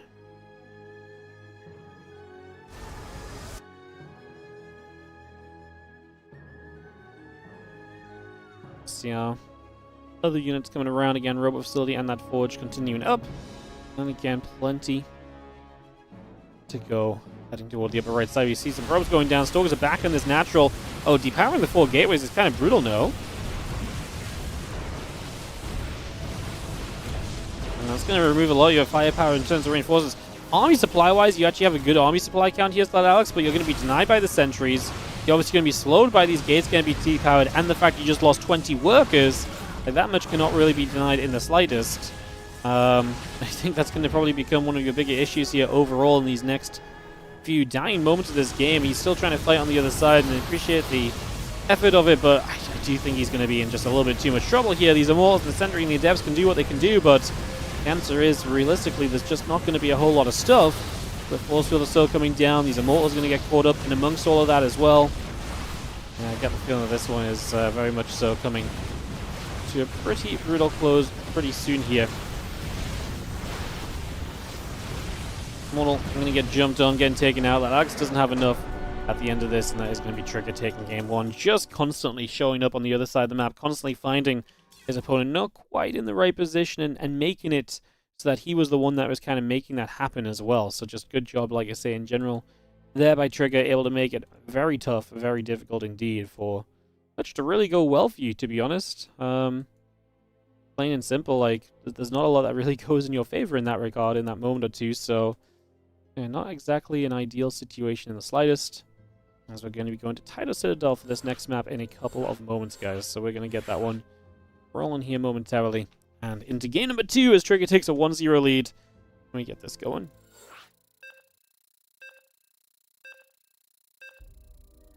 Oh, I'm going to stretch it out a little bit.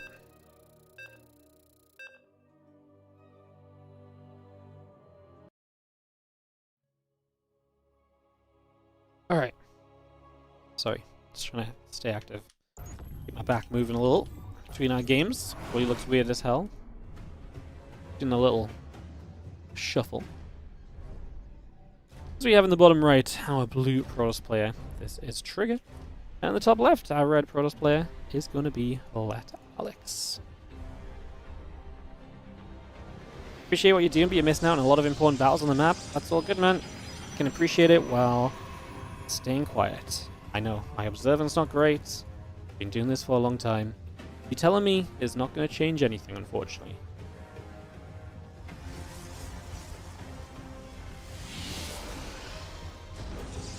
Top left, Trigger in the bottom right, Tyto Citadel. Let's kick off and get truly going here.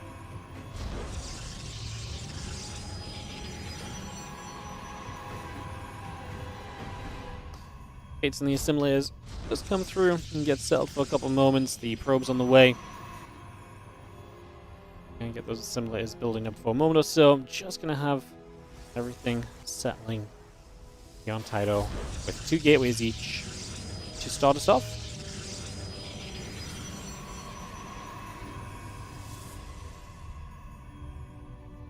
So we get 2 gates down. Probes coming up into position as well.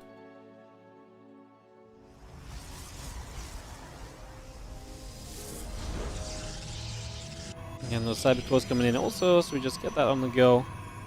Get things settling. And the gates, the cyber cores, probes, pylons. All these little bits and pieces. As this probe continues down to that bottom right side, gonna end up over here in a couple of moments, heading into this main base. To try and see what else is going on. And see what else we may be able to do. And that cyber core finishing shortly. And giving us definite access toward the next phase of this game. Figuring out just what that starts to look like very soon, because we'll start to see our tech units, but not just tech units, tech structures, sorry, but also tech units. What do we actually build here off the gateways? A Sentry versus an Adept Stalker, so a little bit more kind of gas spending from LetAlex, and with a little bit more gas conservation from Trigger. The Adept gives you some map control you can kind of work with here, so that should be one of the initial factors that we kind of go for. Yeah, we'll see how this, like I say, how this all kind of pans out. Figure this out next couple of moments as we see our Nexus and Soul coming through. Get that on the way. Get this ready to go.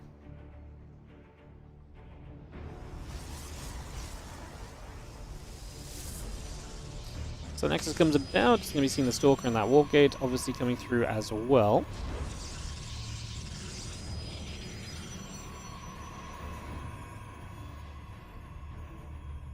Orbital Facility coming up, Stargate on the way in. It's going to be seeing the Adept still very much so shading across to this side for the moment. So just going straight on over here, trying to see what else is happening. And the Adept and the Stalker will gather up. The Adept will shade already. And again, Stalker, Sentry, Warp Gate all building through for the moment.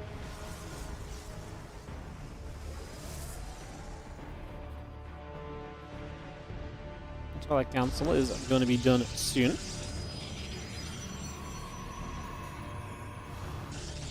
Seeing the Oracle coming about, still Chrono Boost along that for a couple of moments.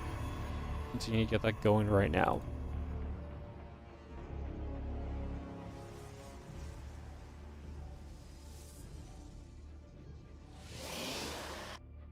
And Hallucination moving about. We'll take a couple of seconds, see where we're going to go.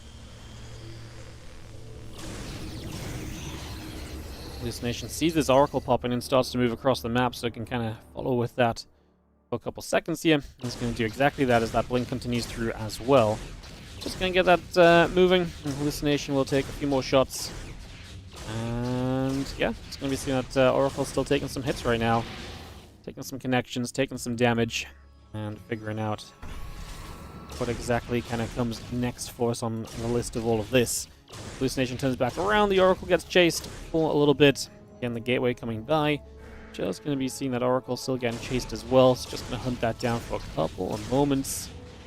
And yeah, that blink coming through, the Gateway coming up. It's going to be looking nice as well. Hallucination still after the Oracle, and the pile in the bottom left going to continue to come about too. Obviously, it's nothing to build on that, but this Oracle gets turned around the other side just for a couple of moments as well. So Oracle gets pushed away, Gate's still producing. Again, probe in production from Trigger also. We keep Chrono boosting out that blink, so definitely imagining that that is something for us to keep thinking on here as well. Something else that we just keep an eye on for the moment. The blink will finish and will give obviously LetAlex a chance to kind of get aggressive, but Trigger will have blink soon enough for himself. Both players are going to start third base, so once again, LetAlex is not afraid to kind of macro this up and take this into a more kind of macro-oriented game, even as the underdog. He doesn't try to finish this early, doesn't try to finish this quickly. He will, like I said, just play a pretty standard little situation so far. Like, really nothing to yell about in that regard. It really does just look pretty normal in that case. Or in this case, to be grammatically correct.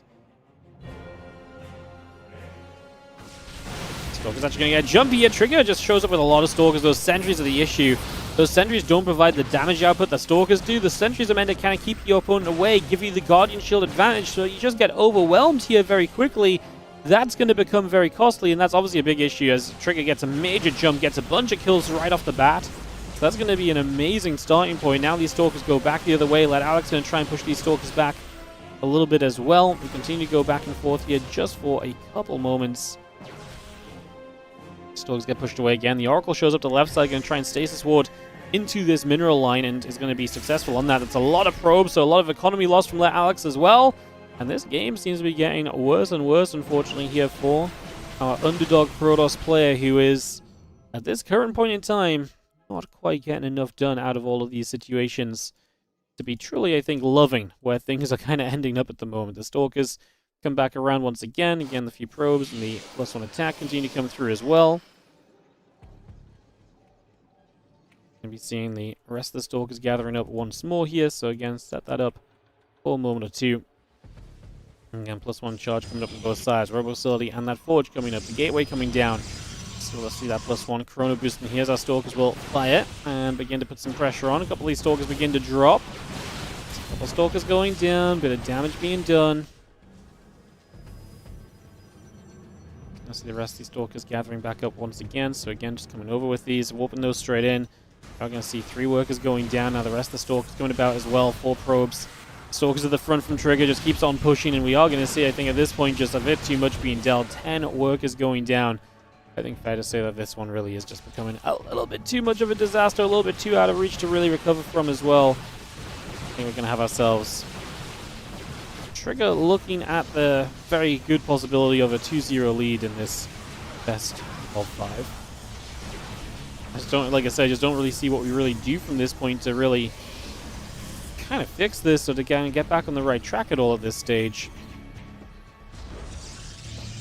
Just don't really see it at all. Again, the Stalkers continue to set up. We do see the Nexus dropping down there as well, so put that straight into position. But yeah, it's pretty rough to say the least, honestly. It is it's not pretty. It is not pretty. Stalkers still gather. They settle down one more time, but yeah, +2 attack, charge on the way. None of this really looking good at the moment.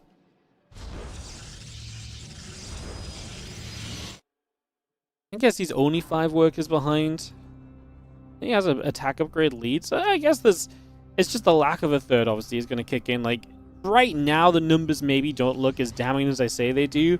You give it, you know, a minute or so for this third base to have been down and not mining, and then we look at the supplies, then we look at what's going on truly here, then you will see, you know, really the advantage that Trigger kind of will hold at that stage, and that's why I really think things are going to become a problem. So I really feel like we're just so close to that issue kind of being very apparent. As the +2 attack continues about, just going to see the Nexus and the Temple Archives both continuing as well, and Temple Archives building, gateways on the way through. Having the rest of these Stalkers settling down back over on the right side. Don't know what we really do. Like I say, what is LetAlex's plan to step back into this? He doesn't have any of the kind of comeback potential units in play right now. You know, a lot of the time he'd be like, well, the DTs, or maybe like some disruptor shots, but his army's very standard. In fact, his army is just Stalkers, really. Some Zealots as well. He has 5 more Stalkers than his opponent, but is down a bunch of Zealots. His opponent has a Prism too. That's going to be an issue, and Trigger just takes a 4th base during all of this. LetAlex's advantage is the upgrade. Like, he has that +1 attack upgrade over his opponent, +2 to +1 right now.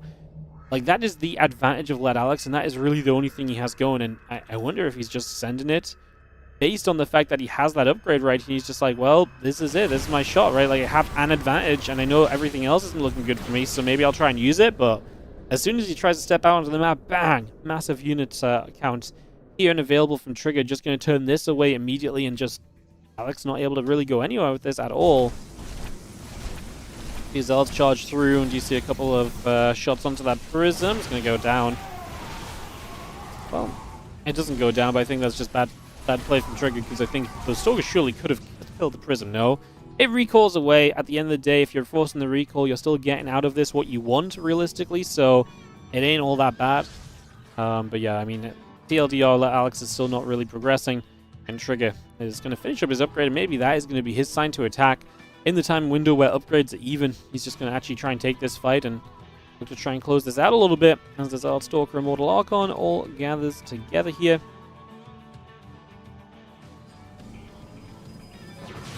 Going to charge straight through. In we go. A couple shots coming out here immediately, so again we get straight onto that. It's going to go fighting, as these Zealots and the Stalkers continue to take a whole bunch of damage, and you see some of the Stalkers blinking in as well. You can really see where this one is going. It's going into the bin. GG's, and Trigger is going to take a Game 2 victory. A 2-0 lead here for our favorite, looking to qualify himself into the Ladder Legends Championship bracket for the 13th edition of the OSC Championship. He's a map away. As BabyMarine, by the way, did win out over Art, so BabyMarine will play Sebastas in that rematch from that first round of the day that we caught for a chance to play in the lower bracket finals. So there's a little bit of fun info for us on that one as we get ready to go into Game 3 here. Ruby Rock will be our battlefield. Let's get this ready to continue. And for the players to give us the go-ahead. Get this started up as soon as they are ready. Alex is ready. He's just waiting for Trigger to take a moment or two to figure himself out. And like I say, get this on the way.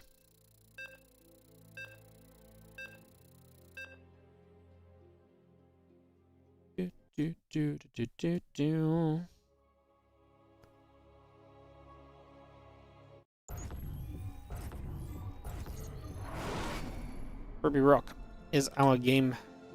Well, is our map, I should say. It will help to decide this. Get this up and running. Kick this off. In the top left-hand side, 2-0 in the lead and a map away from victory. We have ourselves Trigger.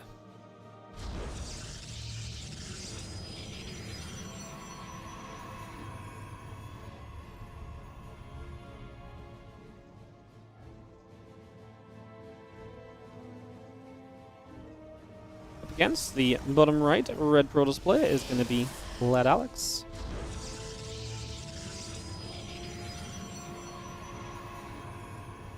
Game 3 of our series. Let's get this going and see what exactly is going to be the next plan on this list.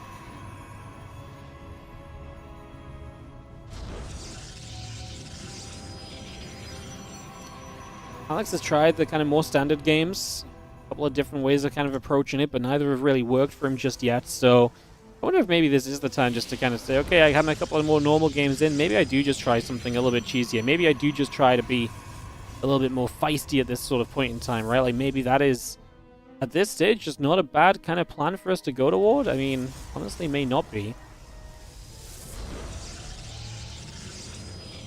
Definitely a possibility we can think on. As a couple gates gather, that probe continues through.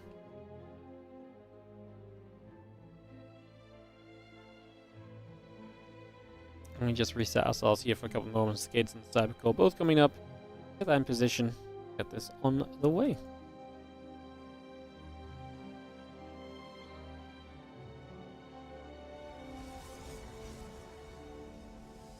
Probe gets right around the back. Scout straight through.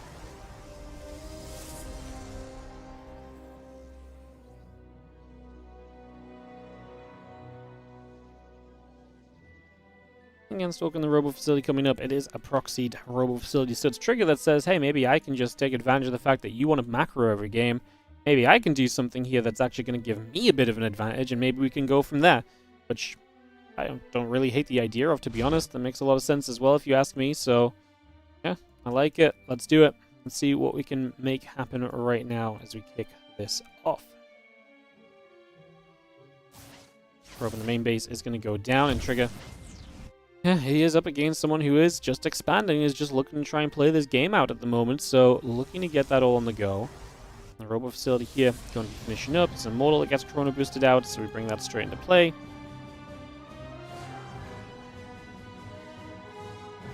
Adept is just coming by as well, just going to continue to make a shade for a couple of moments. The way we are going. Stalker takes a chance to ping for a little couple of seconds. Again, Gateway, Mortal, Stalker, Warp Gate. A couple of batteries in the robo facility coming up too. Some Mortal already heading down toward the bottom right-hand side, and yeah, Stalker and the Adept will gather up. You have our units ready to put some pressure on. A couple of sentries in that Stalker coming in as well.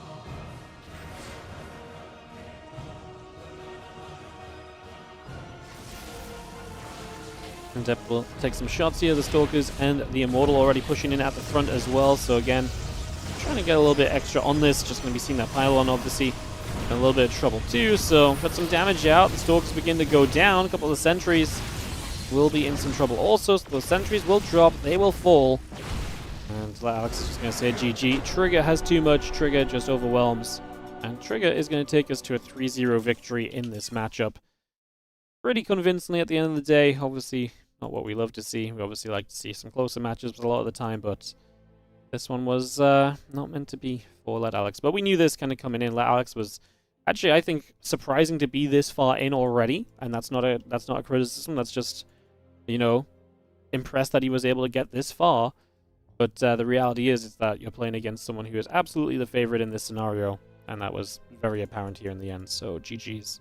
With that said, we are going to be going into some more StarCraft, guys. I'm going to hop to Europe and see if we can jump in already on the next one.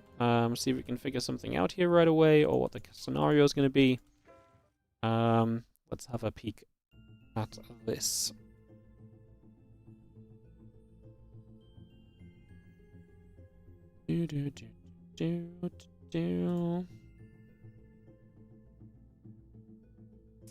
Yes, I believe BabyMarine and Sebastas are in game right now, so we will jump into their matchup when they finish their current game. So when they finish their current game, we'll jump into their series, or the winner will play against LetAlex in the lower bracket match.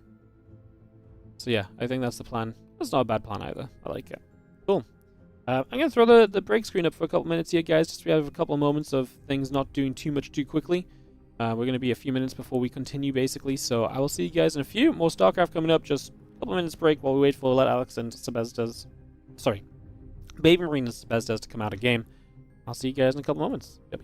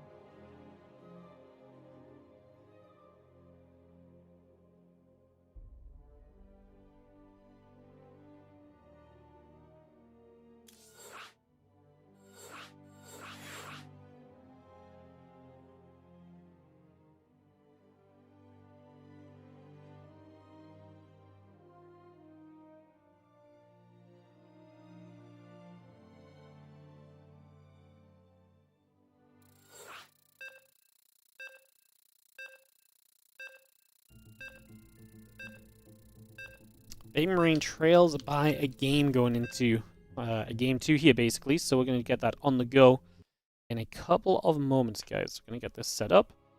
I'll see you guys into this game on a White Rabbit here in just a couple of seconds. Let's get this ready to roll. And let's jump in to White Rabbit to, like I say, get this started and see just what is about to take place. So, in the upper right-hand side, we're going to have ourselves the yellow Protoss. He's down a game, so a turnaround from the earlier series. They obviously already played earlier. Sebastas went 2-0 in the upper bracket. Now in this lower bracket match, this is a best of 3. And yeah, this lower bracket match, BabyMarine in the bottom left got the 1-0 lead over Sebastas. So pretty much from earlier on, we get to see a little bit of the action brewing.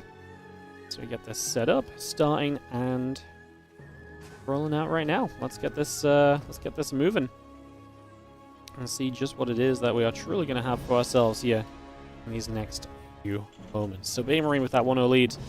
Hey, you know, let's go BabyMarine. I'm all for this, to be honest. I'm all for this because I would absolutely love to see the TVP in the next qualifying match, to be honest. I think that would be awesome. I mean, that's a little bit of a biased opinion, right? For obvious reasons, but yeah, it's a little bit biased, but yeah, I don't hate it.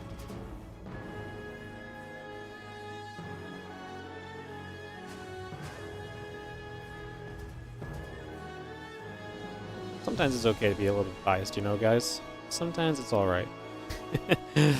Alright, we get ready to go and obviously see just what exactly is going to start to happen here as we get this Terran vs. Protoss on the go. Obviously, didn't get to see game 1 between these two just now, so we don't quite know what happened at the start of this series. I think if they got going pretty quickly, then they probably played a pretty long game. Obviously, they may have waited a few minutes before they started and so on, but generally speaking, they probably played a pretty long game to kind of get to, you know, only being at 1-0 right now. So if I had to make a guess on anything, that would be my current guess of things. Just, like I say, a bit of a longer setup to get things started here than anything else. Yeah, we'll see, like I say, just what happens. Apparently the second S in Sebastas is silent, so it's a Sebastas.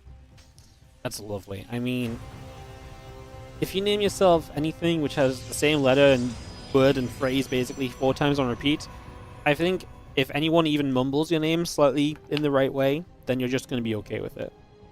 Like if someone says then I'd be okay with that if I was called Sebastas.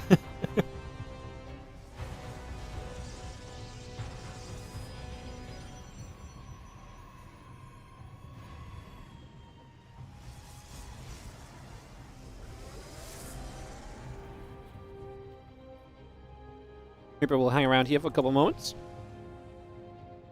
Joined by its buddy Reaper as well.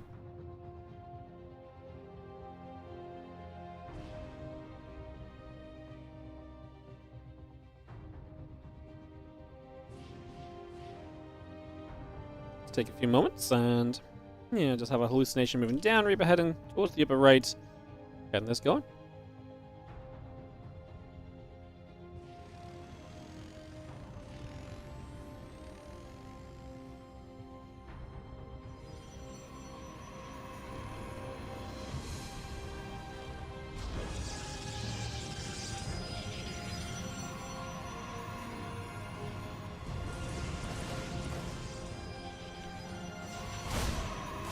Well, when you gather up, you're not going to see 3 Reapers heading straight in toward this main, and right off the bat, going to be able to start finding some damage onto a Stalker. They hop back down with the Hellions. Overall, not quite what you wanted, right? You would have loved to have gotten in here for some damage. Good force field, well placed and well in timed.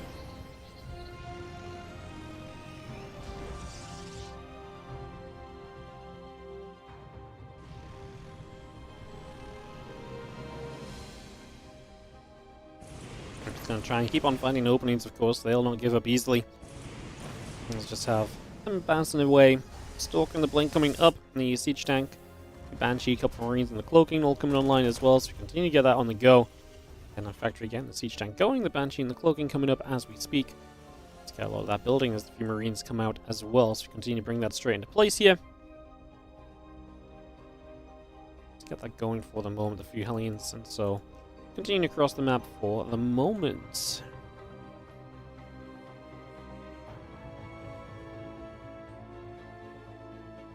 Again, Temple Archives and Nexus will all build straight in. I'm just going to see that Cloaking coming out, the Banshee and the Tank coming through as well. So again, little bits of everything just on the way for the moment now. Get that started. So we have got the Banshee, Tank, Marine, Cloaking, the Hellion Reaper turned around.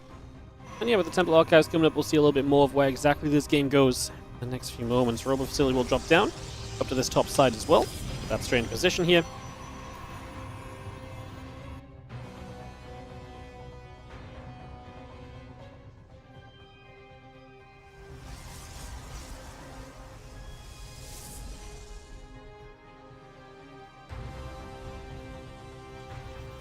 Doesn't feel like BabyMarine's obviously looking to do too much just yet. I mean, I think rightfully so. He's got some time before he has to do too much right now. Again, that Storm and the Charge both continue out, so we get that on the go. Stim Combat and +1 building through as well. Again, Charge and that Storm, very much so just building on through, getting that set. A couple moments, and you have a couple Banshees work their way to that right-hand side, so it's going to be go time in a moment or two. Try and get something going with these guys. Meanwhile, we also have those Stalkers again, just gathering up. Stimcap, Combat Shield, and +1 all building into play. Another warp in. Now the Banshees between the mineral lines. Gonna find 1, 2, 3 workers quickly. 4, 5. Probes can't get away that quickly, and they actually have to take some really awkward corners. There's a High Templar we should kill here 100%. Oh, there's a battery, never mind. Obviously with the battery, the High Templar will just get healed up, and the Banshees will not out-DPS the battery, but not quickly enough, at least you would imagine, as that is going to be, though, still a very successful starting point. 10 workers go down. One of the Banshees does indeed fall in the end, but that is a lot of damage dealt, and BabyMarine going to be loving that as he looks to follow up with the Stim Pack and the Combat Shield and the +1, and just the Bioplay in general, basically, in the near future.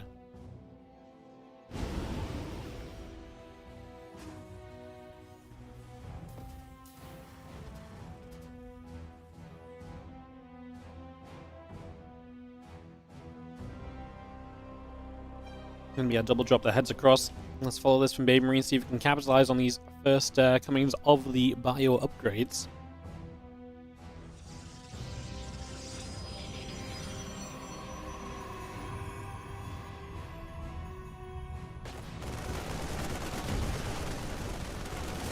Drop down. Just gonna be seeing probe goes down already. A little cancellation right now.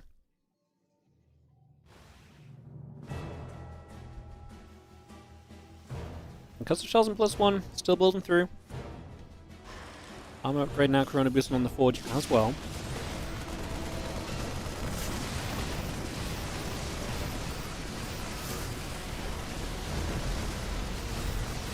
Gets the pylon, slows things down, more probes going down as well. Sebastas is just going to commit to the attack across the map though, so we're going to have a little bit of a base tradey little situation.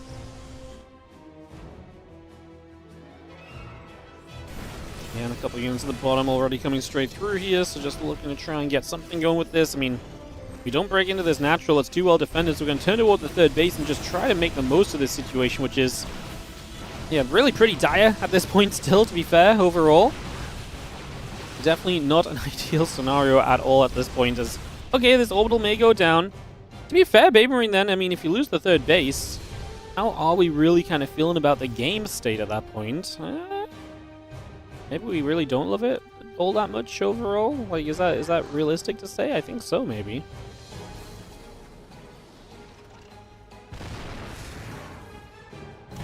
Let's see a couple of tank shots already coming through. The Stalker Sentry taking some shots there. The High Templar as well. That tank is just not seen, so can't do much about it. Storm drop onto the high ground. We will lose the High Templar though, so the Prism will leave empty-handed. Doesn't really get much out of that. Don't know if I like the aggressive nature of that drop and just how aggressive we try to be with it overall. These SCVs going to get healed up. The Medevac's using that energy at this current point just to reset things a little.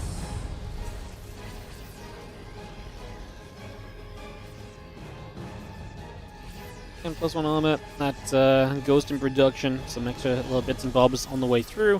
That probe's coming about, SCVs and the Vikings building as well, so again, some little bits and pieces, as I say, to continue to settle ourselves here for the moment.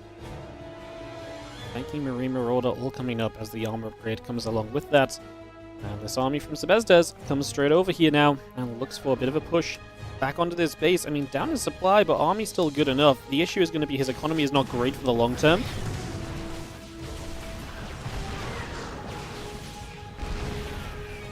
Bit of mine picked off, couple SCVs taking damage.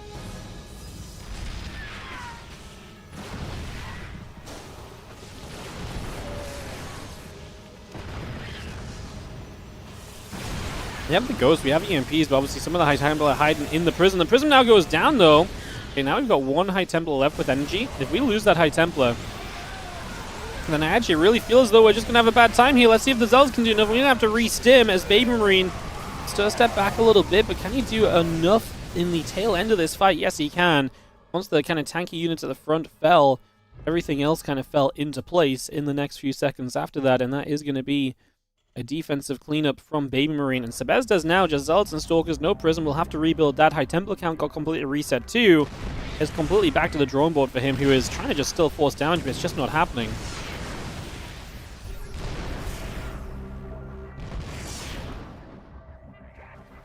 Not succeeding over here.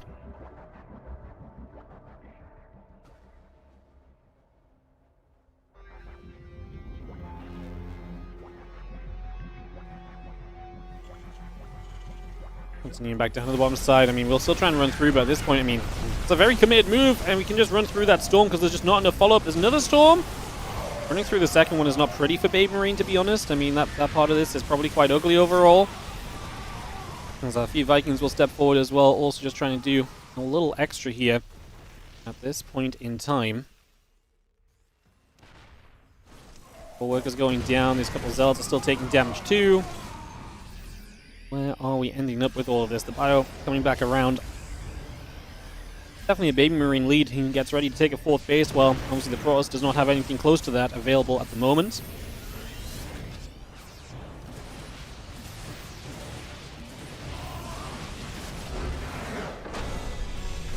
And we drop all the Gs to tap out of this. BabyMarine can take the 2-0 as Sebastas has nothing left. So it's going to be a TVP to wrap up the day, guys. It's going to be BabyMarine versus LetAlex in the qualifying best of 5. Love it. All right, we'll take a couple moments. I'm just going to throw you guys over to the break screen again for just a couple of moments, guys. And when we come back, some more StarCraft 2 coming up. So I will see you guys very shortly. Yeah, in just a few moments, we'll get that on the go. And I'll see you guys in just a couple for more games. I'll be right back with you straight after this.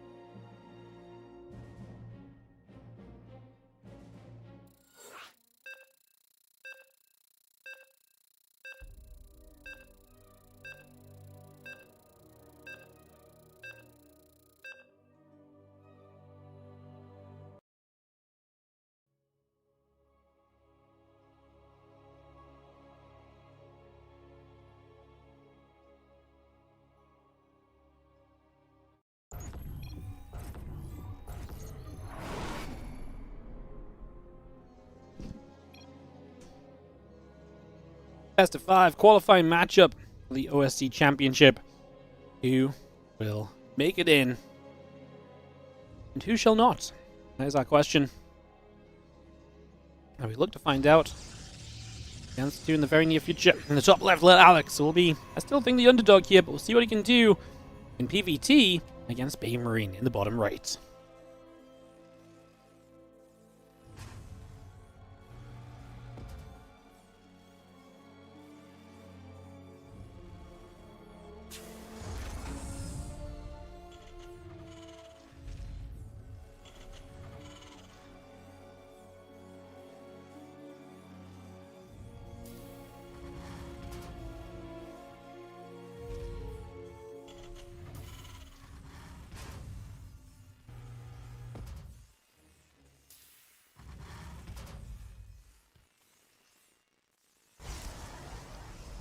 Alright, off we go. Good to see what will happen in this series. Last match of the day for us. One player will join Trigger from today's bracket in that Ladder Legends Championship bracket. In the lower bracket, of course, should fun. Let's have a look to see what's going to happen. As you see, our Reaper and our Orbital coming up and getting underway. Similar to start us off over here, second gas. No one's scouting. They're scouting nearby, but not scouting to the other side of the map. Is basically the starting point that we're going for at the moment, so... Where we cover any sit through things, did you see that cyber core? Moving out, and this Reaper continues to go across to the sides as well.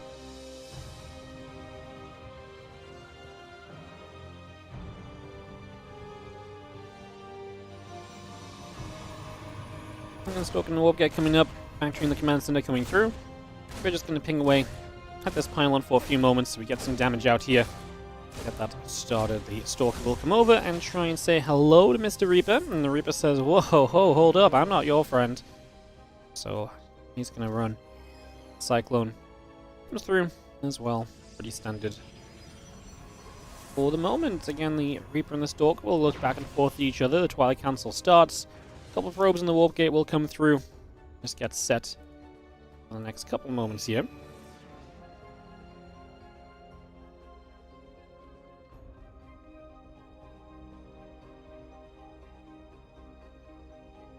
And Reaper pulls back over. Hallucination is going to go down to that bottom right side.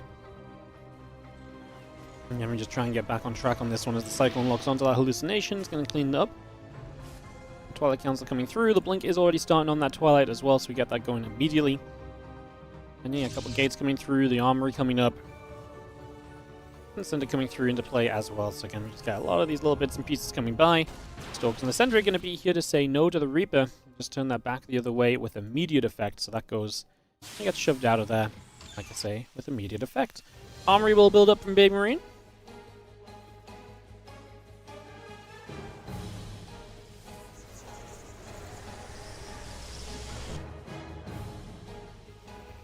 It's going to be the Drilling Claws. You know what? I kind of like it. This Wouldn't Mind drop play. Something that BabyMarine has shown us he enjoys doing a good amount in the past. And when he does it, I mean, it can be really effective. And especially when you're kind of, you know, the favorite and you're going to play fast and you're going to try and make your opponent make mistakes, which I think is very much so kind of the case in this scenario, right? Then this is the kind of build that can absolutely do exactly that. Because it does not take much to miss a couple of fast burrowing mines hitting your mineral line and ending up in a whole bunch of trouble very soon after, right? So I think that's a factor to kind of keep in mind here as we get this set and rolling. The barracks dropping down over here as well, so just put that straight in place. Again, the blink, the nexus, and the robo continue to come through. Widow Mine's going to burrow, and one probe goes down. Sorry, one mine goes down, one probe at least here should go down to the other mine. We're actually going to unburrow it. Okay, I don't mind that, obviously. Just running back to the medevac and jumping back over there. Nicely done.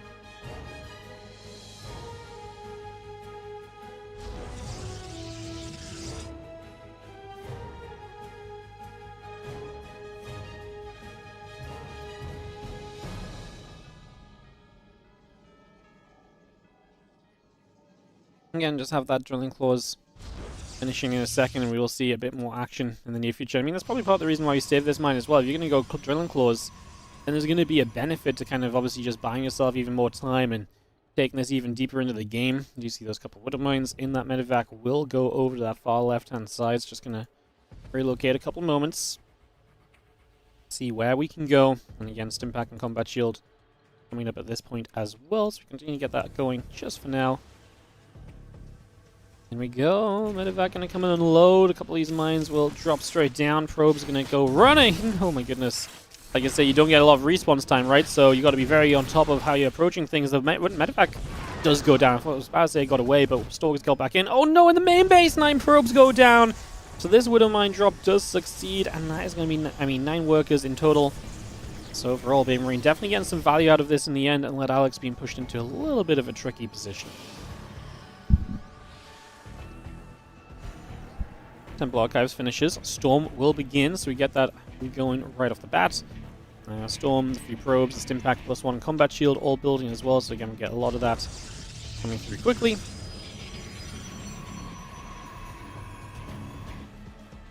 This Medevac has the double Widow Mine inside as well, just going to be coming through, and again that's the thing, right now you can just constantly pressure in this game. You just got to be so fast with the pull away.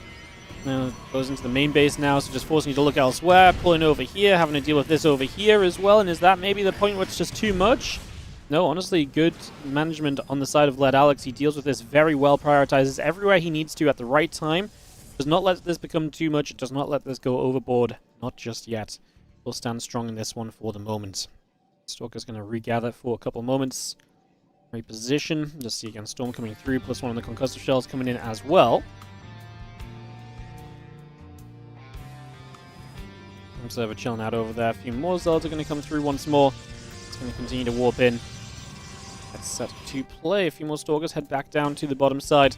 So they're just going to go and put some pressure on in the other direction. I like that. Obviously, you got to still be careful of these mines, though. We get detection available, so we can actually clean them up. These medevacs are empty, but then there is another mine drop available. 4 of them coming in from the right side of the main base. And that's the constant pressure we're talking about. We're not letting this up in the slightest here as BabyMarine. And nor should he. He's invested into drilling claws. Like, let's make use of it. Bam, bam. Unburrow, chase, reburrow. I like it, just in case your opponent makes the mistake, right? You're giving your opponent as many possibilities as they can to make mistakes here, basically. Like, the more you can do that, the more mistake possibilities you can create, the better it's going to be for you, right? His mine's just chasing probes. It's going to be lost mine time. He tries to get away in the medevac. That's a nice catch, at least from LetAlex. He'll get a full cleanup on this in the end, although that said, we do actually still have these mid mines coming off cooldown in a second, so maybe that's something he's actually lost track of here. Kaboom for 2. And then there is going to be this one coming off cooldown in a second. That could also be pretty deadly in the foreseeable future if we're not careful here, so yeah, there we go. A few more. Once again, bang. And the damage just keeps rolling in, unfortunately, right now, so it just keeps growing. How much is happening in all of this, and not exactly ideal, like I say. At this point, BabyMarine back at home as well. BioArmy looking strong and very good as well. Just numerous amount of units. There is Storm available. Charge not available yet, and these Stalkers giving themselves up is not exactly ideal. Just a misclick there from Protoss. Oh, no, even more probes going down. The Widow Mines just do not stop. This one had 5 kills, this one had 1. So that was just +6 from before. The 8 from before was still lingering on the screen. But even still, it's obviously it's brutal and just keeps adding up, and it's just damage you can't recover from, usually, in these sort of games. Let's see how well he deals with this Terran army, because that's going to be really the question mark. If you stay in this game at all, it's because you can deal with this Terran army, but there's a very good chance that BabyMarine has enough to just get you out of this game quickly, effectively, and to basically stop conversations on this one right from the very get-go.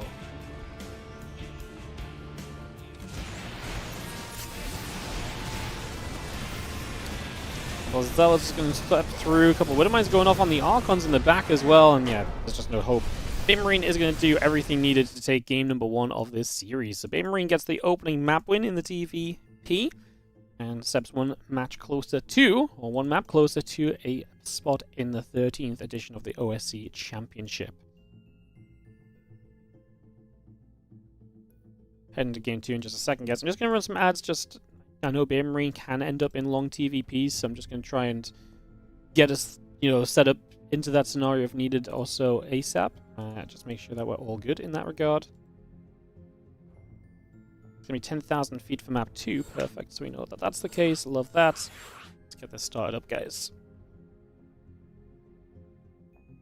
Let's do it.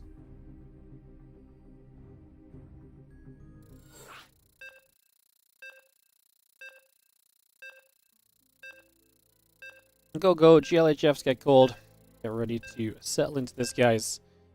This off for the next couple of moments. And let's get going into 10,000 feet.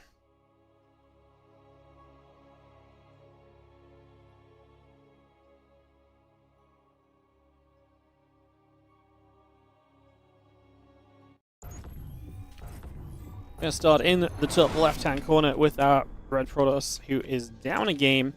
It is going to be LetAlex. Let's see how he can do trying to recover.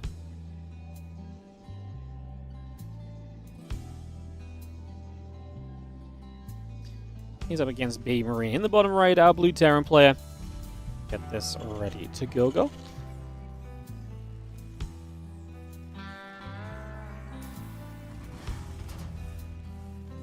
Kicking off, getting into play. Get this started, and let's see what happens as we have a pylon and a probe and everything coming through initially, so take a couple of seconds, obviously. But, yeah, a first aggressive game from BabyMarine worked well. Honestly, LetAlex had a lot of good moments of defending. It was the constant wear and tear, just constantly coming through another build, another attempt, another drop, another Widow Mine, another Unburrow Reaper. Like, finally, it just added up to being too much for him. Eventually, he just got to this point where he just couldn't really handle the situation anymore, unfortunately, and it really did just get away from him in the end. So, yeah, unfortunately, kind of came to a little bit of a sour ending in that regard. And let's just see the SCV and the probe there will nibble at each other for a couple of moments.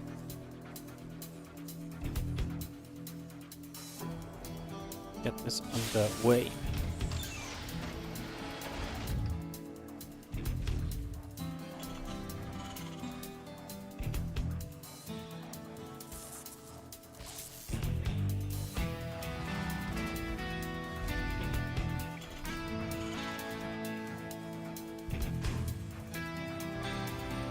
There's that Reaper coming through. Just going to be having a Cybercore and the Nexus coming about, the Factory coming in. Get settled in here for a couple of seconds.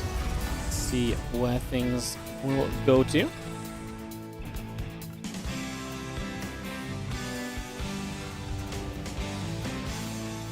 And Stalk and that Warp Gate coming up, the Nexus coming down. Again, Tech Lab in the Factory building as we speak, so a lot of little bits and pieces just coming through early. This Reaper will go across and head to the top. Just going to go nibble at the pylon. Now going to hit the battery.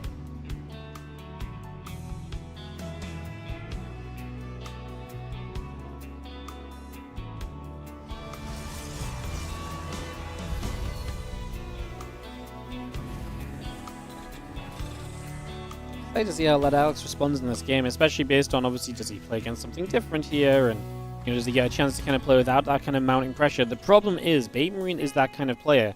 The Drilling Claw Widow Mine drop really does a great job of just exemplifying exactly what BabyMarine is all about. Because BabyMarine is exactly about that. Being aggressive, being up in your face, being consistent is one of the main things, right? He's always going to be there, he's always going to be fighting, he's constantly looking to create trouble for you, make issues, and everything else that kind of includes, right? So you have got to be, quick on your feet, and it doesn't matter if it's Widow Mine drop or like bio drops, like BabyMarine will find that way to play with that speed and that multitasking, and you've got to be on top of it. You cannot be making mistakes against your opponent's main game plan. And if you can shut that down, I do think that Alex will get to a state of the game where BabyMarine is a bit less confident and a little bit less, able to maybe take advantage of some of these scenarios. So, yeah. BabyMarine's coming up, tank and the SCV coming about as well. You're just going to sit out the front for a few moments, so settling there.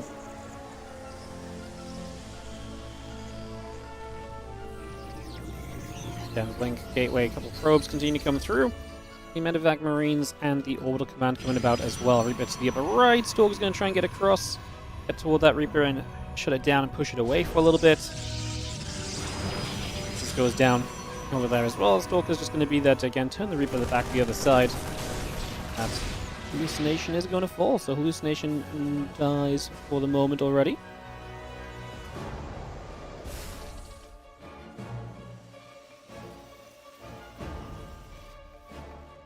Orbital Command down over on this side as well. Just going to get reset. Tank, Viking, Marines continue to come through and get ourselves in position. Nexus will come up on the natural expansion. Just going to see this Medevac tank and a few Marines coming up to the top. It's going to be having the units gathering together. Again, the Blink about to finish. Nexus halfway done. A couple of batteries coming through.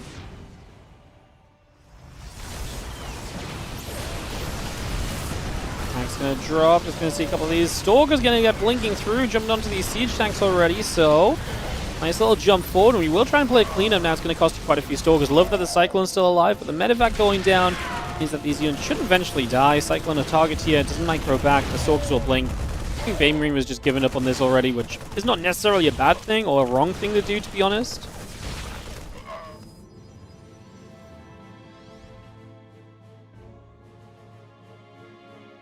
And challenge probes. Gateway in the robo facility continuing about as well, so you get a lot of that coming by for the next couple of seconds here, and we otherwise just see.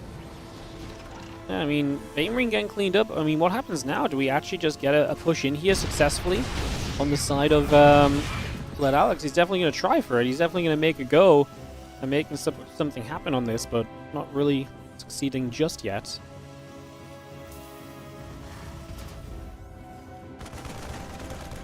He's going to keep on trying to keep the hallucination away, but that hallucination is a sign of what's about to happen, which is this jump into the base right now. Just going to start seeing that taking place right away, and these Stalkers will continue to put some damage out. But Alex definitely having a much better start in this game than we saw previously. Definitely getting into a much better position right now as these Marines continue to take some damage. So a few more shots there. Probes going down. We do see another Zealot warping in over on this side. It's just going to come straight through with that as well. A couple extra Zealots warping in, that charge coming through.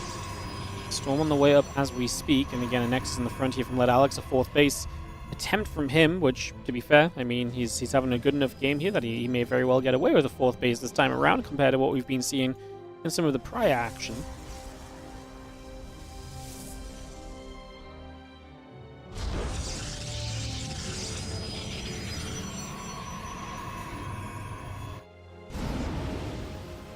BabyMarine gets himself towards that third base. It's morphing into an orbital. The double medevac will load up and go for a little bit of a move as we try and drop around the map. Important that we try and stay on top of this as LetAlex, because if you don't stay on top of this right now, that could be troublesome. Ooh. I don't know if those medevacs got seen or not right now. I'd rather just use these bio units to try and trap these Stalkers. If they blink back in the wrong direction or so, maybe you can jump on them and get some damage dealt, because right now, these medevacs feel like they've been maybe seen a couple times over, and I think at this point, BabyMarine's just not ready to take the risk anymore, hence the unload. And actually steps through, does kill one of those Stalkers anyways. He just wants to establish his third base, and that's exactly the idea for the moment.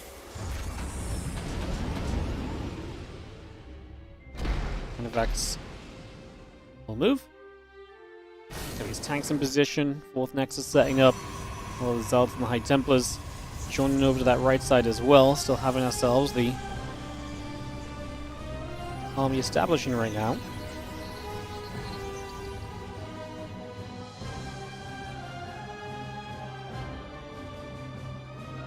And medevac to the right side will just be full of Marines and BabyMarine.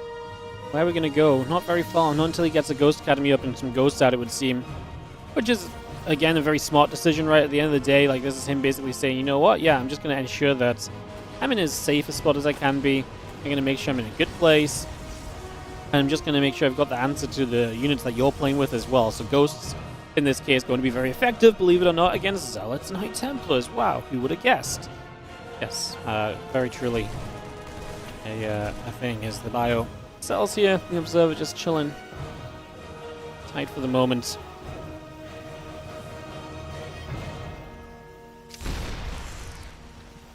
And there's units everywhere on the map. I'm looking at the mini-map and there's just red, red, red. Of course, that means just LetAlex has stuff everywhere. Spotting, eyeing up, just making sure he's not going to get dropped. He 100% recognizes the weakness he sits in this game, which is that, again, BabyMarine is a very good kind of multitask, multi-pronging player.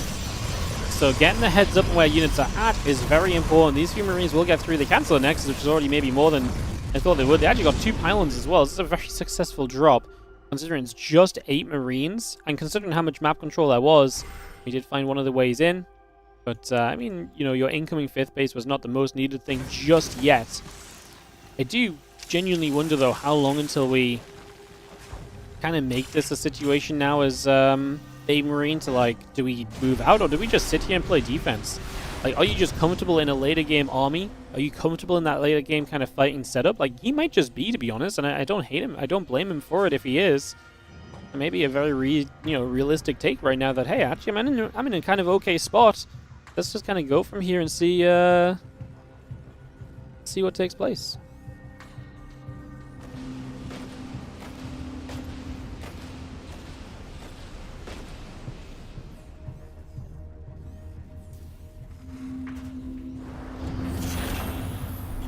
Fire coming over. A couple of ghosts are going to be there as well.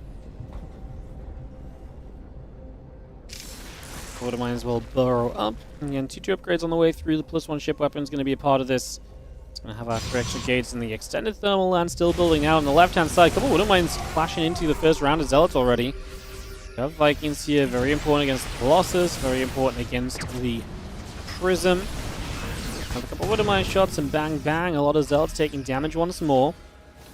And back around into the center. Still got the +3 attack. Still got the +2 armor coming up. The Prism speed coming about as we speak. Yeah, I think at this point, BabyMarine just believes in his later game scenario, so he's just going to set up and camp out. And LetAlex at this point needs to just expand. This is your moment where you're like, oh, the Terran's leaving me alone? This, that, and whatever else, you know? Like, and then the first step of that is let's get all of our expansions up. Let's take bases. Let's establish infrastructure, right? Make sure we don't lack on the upgrades. Make sure we get more structures in as best as we possible, or as much as we need to, and so on and so forth as well. I think those things are actually very important here to kind of keep looking at. As can be seen, we are going to poke forward. Again, we got to be a little bit careful not to go overboard on this. I see a couple of depots already beginning to go down.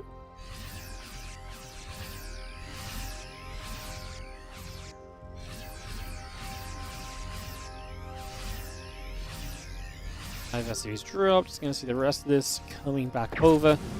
Just going to see a little sniper room just to get rid of a high tempo there. The extra zealots coming over as well. We just join everything in for a couple of moments.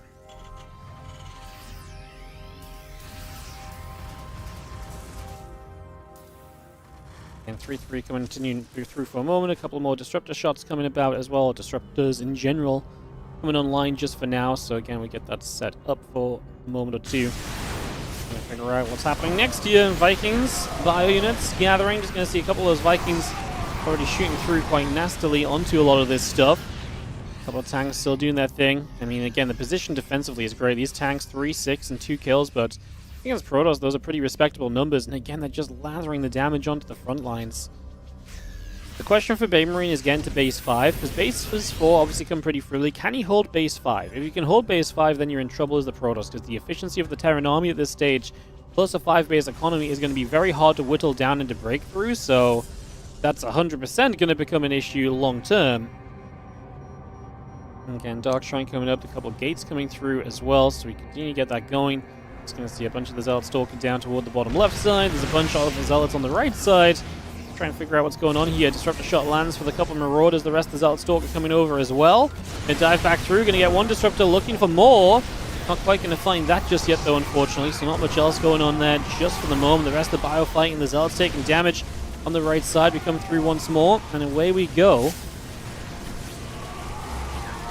Gonna see the rest of that bio still trading for a couple of moments. A little bit more being done for now. You don't lose much realistically as BabyMarine LetAlex obviously throws a lot at this. Resources lost is going to start having that distinctive kind of gap as BabyMarine trades effectively, and again LetAlex just tries to figure out what he can exactly do about it in general, which again at the moment is maybe not necessarily very much of anything at the moment. Like, a bit of a tough scenario. Planetary Fortress here doesn't even go down, so far, yes, we can hold on to this base, and we can hold on to it very comfortably, thank you very much. So there's our answer to that one already given. As the Vikings join, they are going to move. They are going to get moving out here as well. Just going to see the rest of the Zealot Bio Force coming back over. The Vikings are going to rejoin in as well. So again, a bit of everything joining up just for the moment. And 3-3 coming about. The rest of the army still settling down. Scanning on top of things just for a couple moments. Seeing what exactly comes next.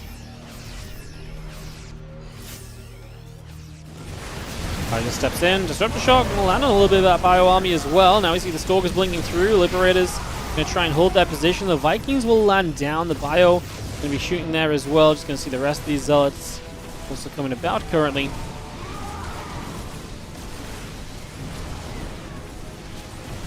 I mean, yes, time we actually get 15 SCVs, but the fact that you're pushing up here as BabyMarine and actually pushing into this army shows the confidence he has in this situation. it's not good as the Protoss that the Terran has this amount of confidence already.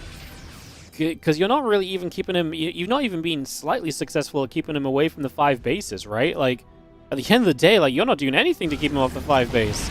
And if that's the case, like I say, that economy is going to be booming and you're going to be in trouble sooner rather than later. And that is, at this stage, genuinely going to be the issue we're talking about. Is his Liberator count's already very good. We do see LetAlex going to try and come around the right side. Liberators will see jump on mass.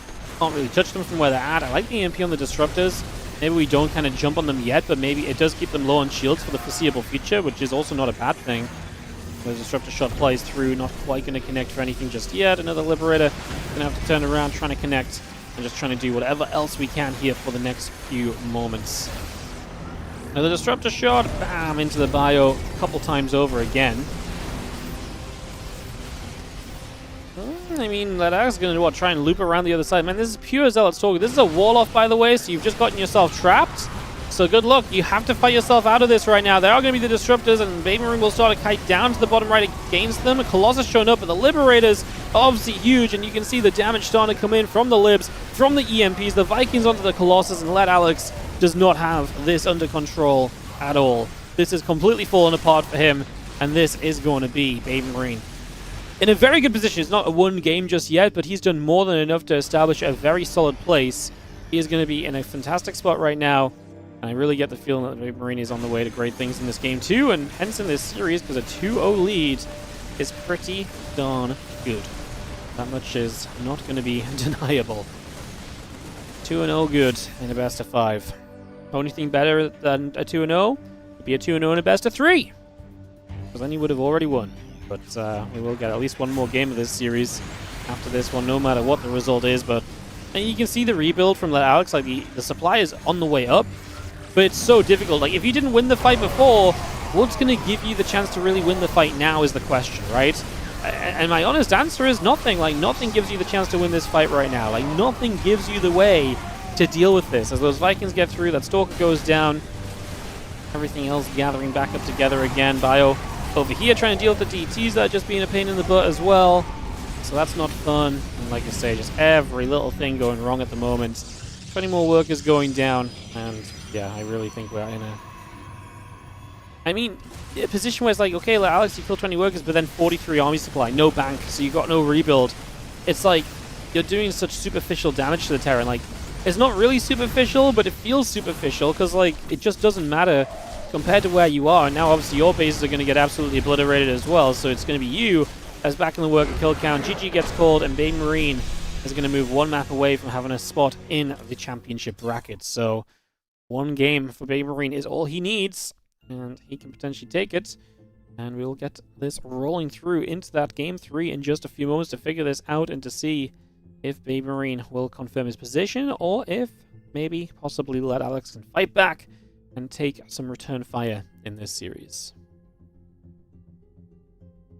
Or deal some return fire, I should say. Alright, alright, alright. Get this going. Let's go and get this started. Do do do do do do do do.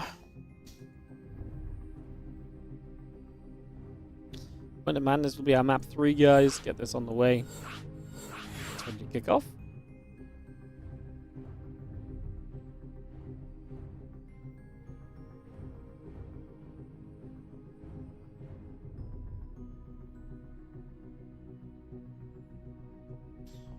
Winter Madness. Beautiful. GLHF. Getting cold. Start us off here. We're gonna go into this, guys. How close are they in MMR/ranking? That's a great question.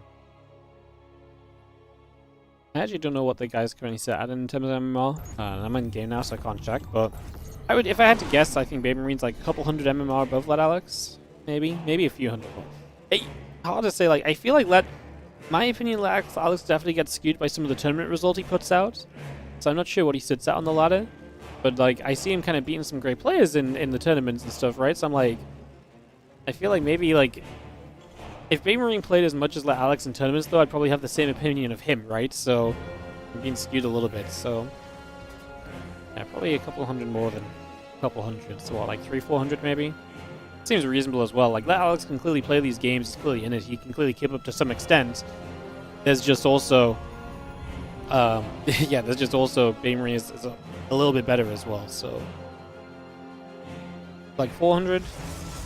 5.8 versus 6k right now? There you go. It's around that sort of area. Gateway coming down. I'm going to proxy a gateway to start us off here, so that's going to be the plan of action right now. Kick things off.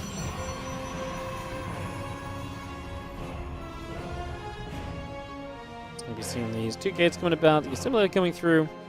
Let's get this started for a couple of moments. So, double gate is obviously pretty committed. You obviously want to deal some pretty serious damage with this, otherwise it's not really ideal.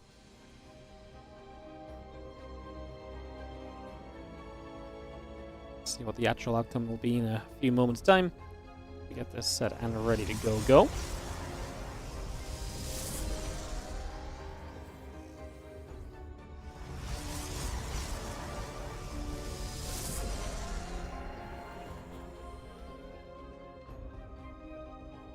Maybe a Zealot to start us off. BabyMarine has not been scouting in this series, and that might be part of the idea right now, that, hey, it can take advantage of the fact that this guy ain't scouting. You know, like, I know that this is happening, I can see this taking place, so... It's going to be a pretty good little situation to potentially play from.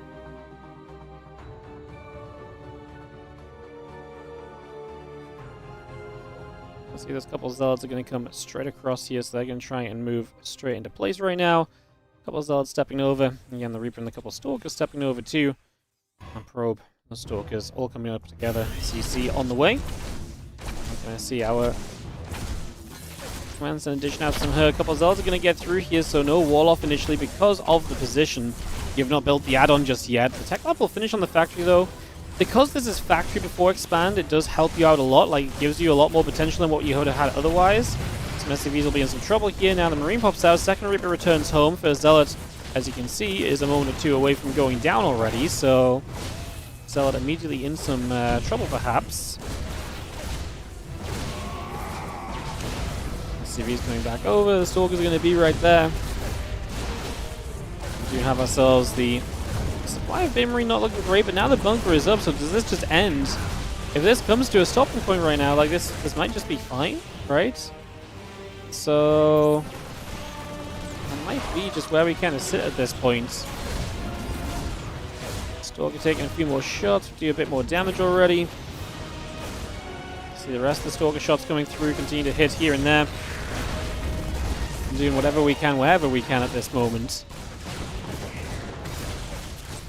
More hits going through, a little bit more grenading being done. More damage being dealt at the moment here. We just have everything else gathering through. Reaper's going to be there. Stalker going to end up in some trouble as well. So a couple of Stalkers taking some shots also. And with all said and done, we killed a couple of SCVs. The Cyclone now it is what, like 6? Okay, 9 workers overall. I thought it was like 6 or 7. 9 workers overall.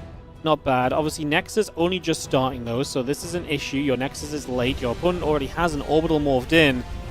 This was not good enough. You still have your gateways out on the map as well. We see charge coming up, and if I had to guess, this is probably likely going to be some kind of charge follow-up. Just, obviously charge follow-up, but like some kind of very aggressive charge build where it's like, I'm going to get a bunch of Zealots and just try and break you on the natural. I mean, he might also just be going for the concept of maybe charge keeps you safe in case the Terran tries to take advantage of this strong start as well. Yeah, this is definitely good enough so far from... Yeah, this is definitely good enough from from BabyMarine. He's going to shut down these gateways, and that's your next problem, right? Is you're down 2 gateways in this game, so... 2 gateways go down. Oh, the pylon goes down connecting the 2 gateways. Obviously, Warp Gate's still not even done. So much about this situation is so bad for you at the moment. Expansion, a couple more Marines continue out. Barracks in the bunker continues through as well. Extra gates coming up, bunker barracks coming out. SCVs in production as well here. Just waiting to see what exact part of this comes in next. As a couple of Reapers continue to nibble up at the gateways here. So the gate's taking some more damage.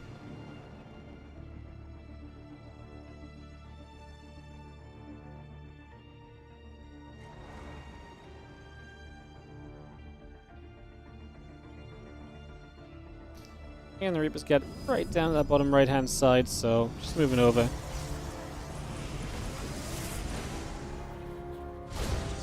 You see those couple of Reapers just going to jump onto the probe. And the Stalkers step through.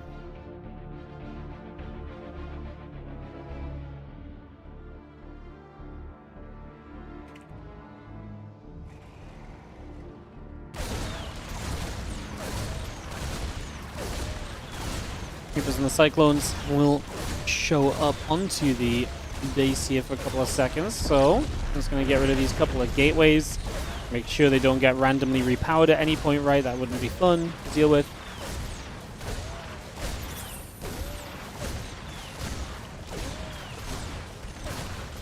Yeah, we're going to clean that out. Right on the bottom side, going to reset as well. I'm just going to be seeing that robot facility starting up the Observer here. Engineering Bay, Barracks, SCVs, Tanks, Marine Stim. Again, a little bit of everything on the way through just for the moment. The Barracks going to swap on over to the Tech Lab, Factory, to the Reactor. Get that up and rolling there. Get that started out.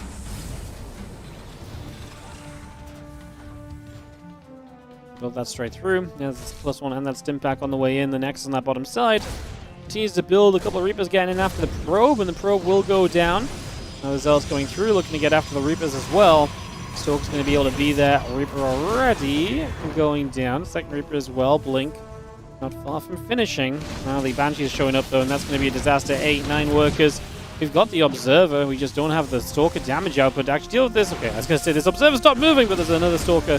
Sorry, another Observer in the main base. So still though, it's LetAlex who's kind of getting bullied by just every different little bit of something that's happening right now. Is BabyMarine an alias for a pro player? BabyMarine is Reynor's brother. But not an alias. He is his own player. He is his own guy. He got top 8 at a Home Story Cup last year. He's good. And he's good, but he's obviously not quite at that pro level. He's a solid challenger level kind of player in Europe, honestly, I think is a great way to summarize kind of where he's at and what you can kind of expect from him. So, yeah.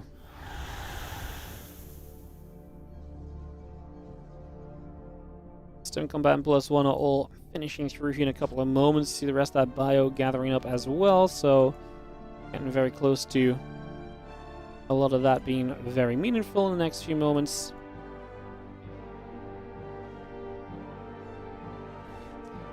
Big push here from BabyMarine is obviously coming straight across the map and is heading directly toward this Protoss army. Cyclone already coming through for a lock on. The Bioforce is going to be there. We're going to start to move across into position. +1 attack. Concussive shells coming up as well. We are going to see the couple of Widow Mines just going to unburrow and reburrow. So it's stepping through the Stalkers as well. Going to end up blinking backward.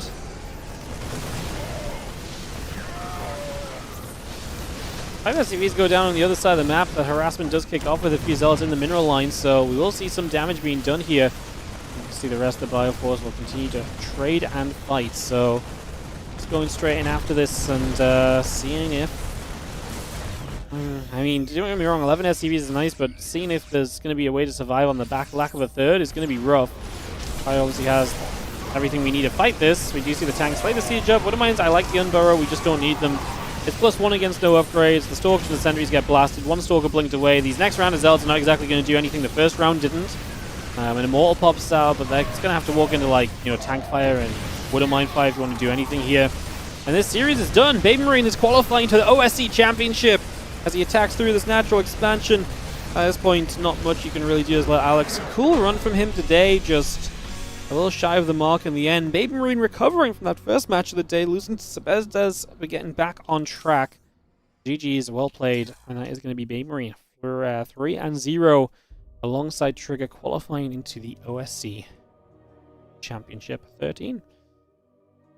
Let's have a little look at the OSC Championship, guys. This starts up on January 6th, so on Tuesday. And so far we've had from the Challenger brackets, Art, Mana, GG Machine from the first one.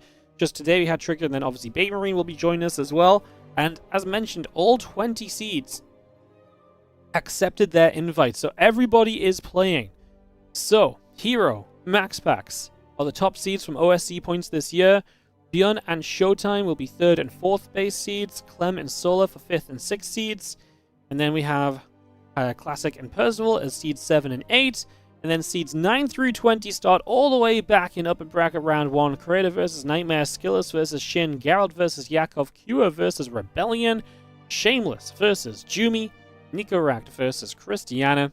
And that is where the bracket plays, and that is how the bracket goes. So, very fun. Kind of a unique bracket as well. This like drop-down situation looks very funky. Very cool. Very creative.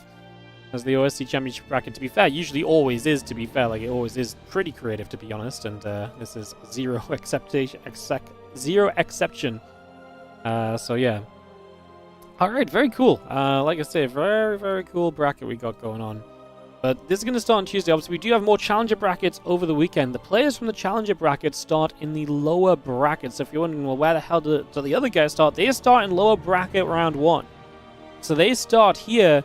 And if they win their first matchup, they play against the guys that drop down from the upper bracket. So we're going to be starting with this upper bracket, like I say, on Tuesday. Going to be a ton of fun, as you can see. Lots of great players, lots of great games. Really expecting us to have some good games. Tuesday, Wednesday, and Thursday will be live with the OSC Championship bracket. This is the Ladder Legends bracket as well. So, yeah, I'm looking very much so forward to more of that. Should be a whole bundle of fun. Anything more I want to say, do, or add? I don't really think so off the top of my head. I don't really think so. I think we're pretty chilling in terms of where we're at. Cool. Yeah, no, just looks good and it looks fun, I think, is the main takeaways over the course of this one, guys. So, yeah, looking forward to this. Like I say, it starts up on Tuesday. Like I say, for us, more Challenger bracket content over the course of Wednesday and Saturday and Sunday. So the next 2 days we are here with more of that qualifier action, so make sure you drop by for that. And apart from that, I just appreciate you all. Thank you so much for being here. Thank you so much for hanging out with us. You guys are all awesome. And we'll be back with more StarCraft 2 tomorrow. I'll run a set of ads as we round out. Thank you so much, Daniel Bishop, saying Happy New Year to you as well. Thank you so much. Appreciate you. And yeah, I think we just round this out and we just get back on track, guys, and we go and call it a day. I'll see you guys tomorrow. Thanks so much for watching. I'll catch you guys there. Thanks so much to OSC for having us. I'll see you guys tomorrow. Bye.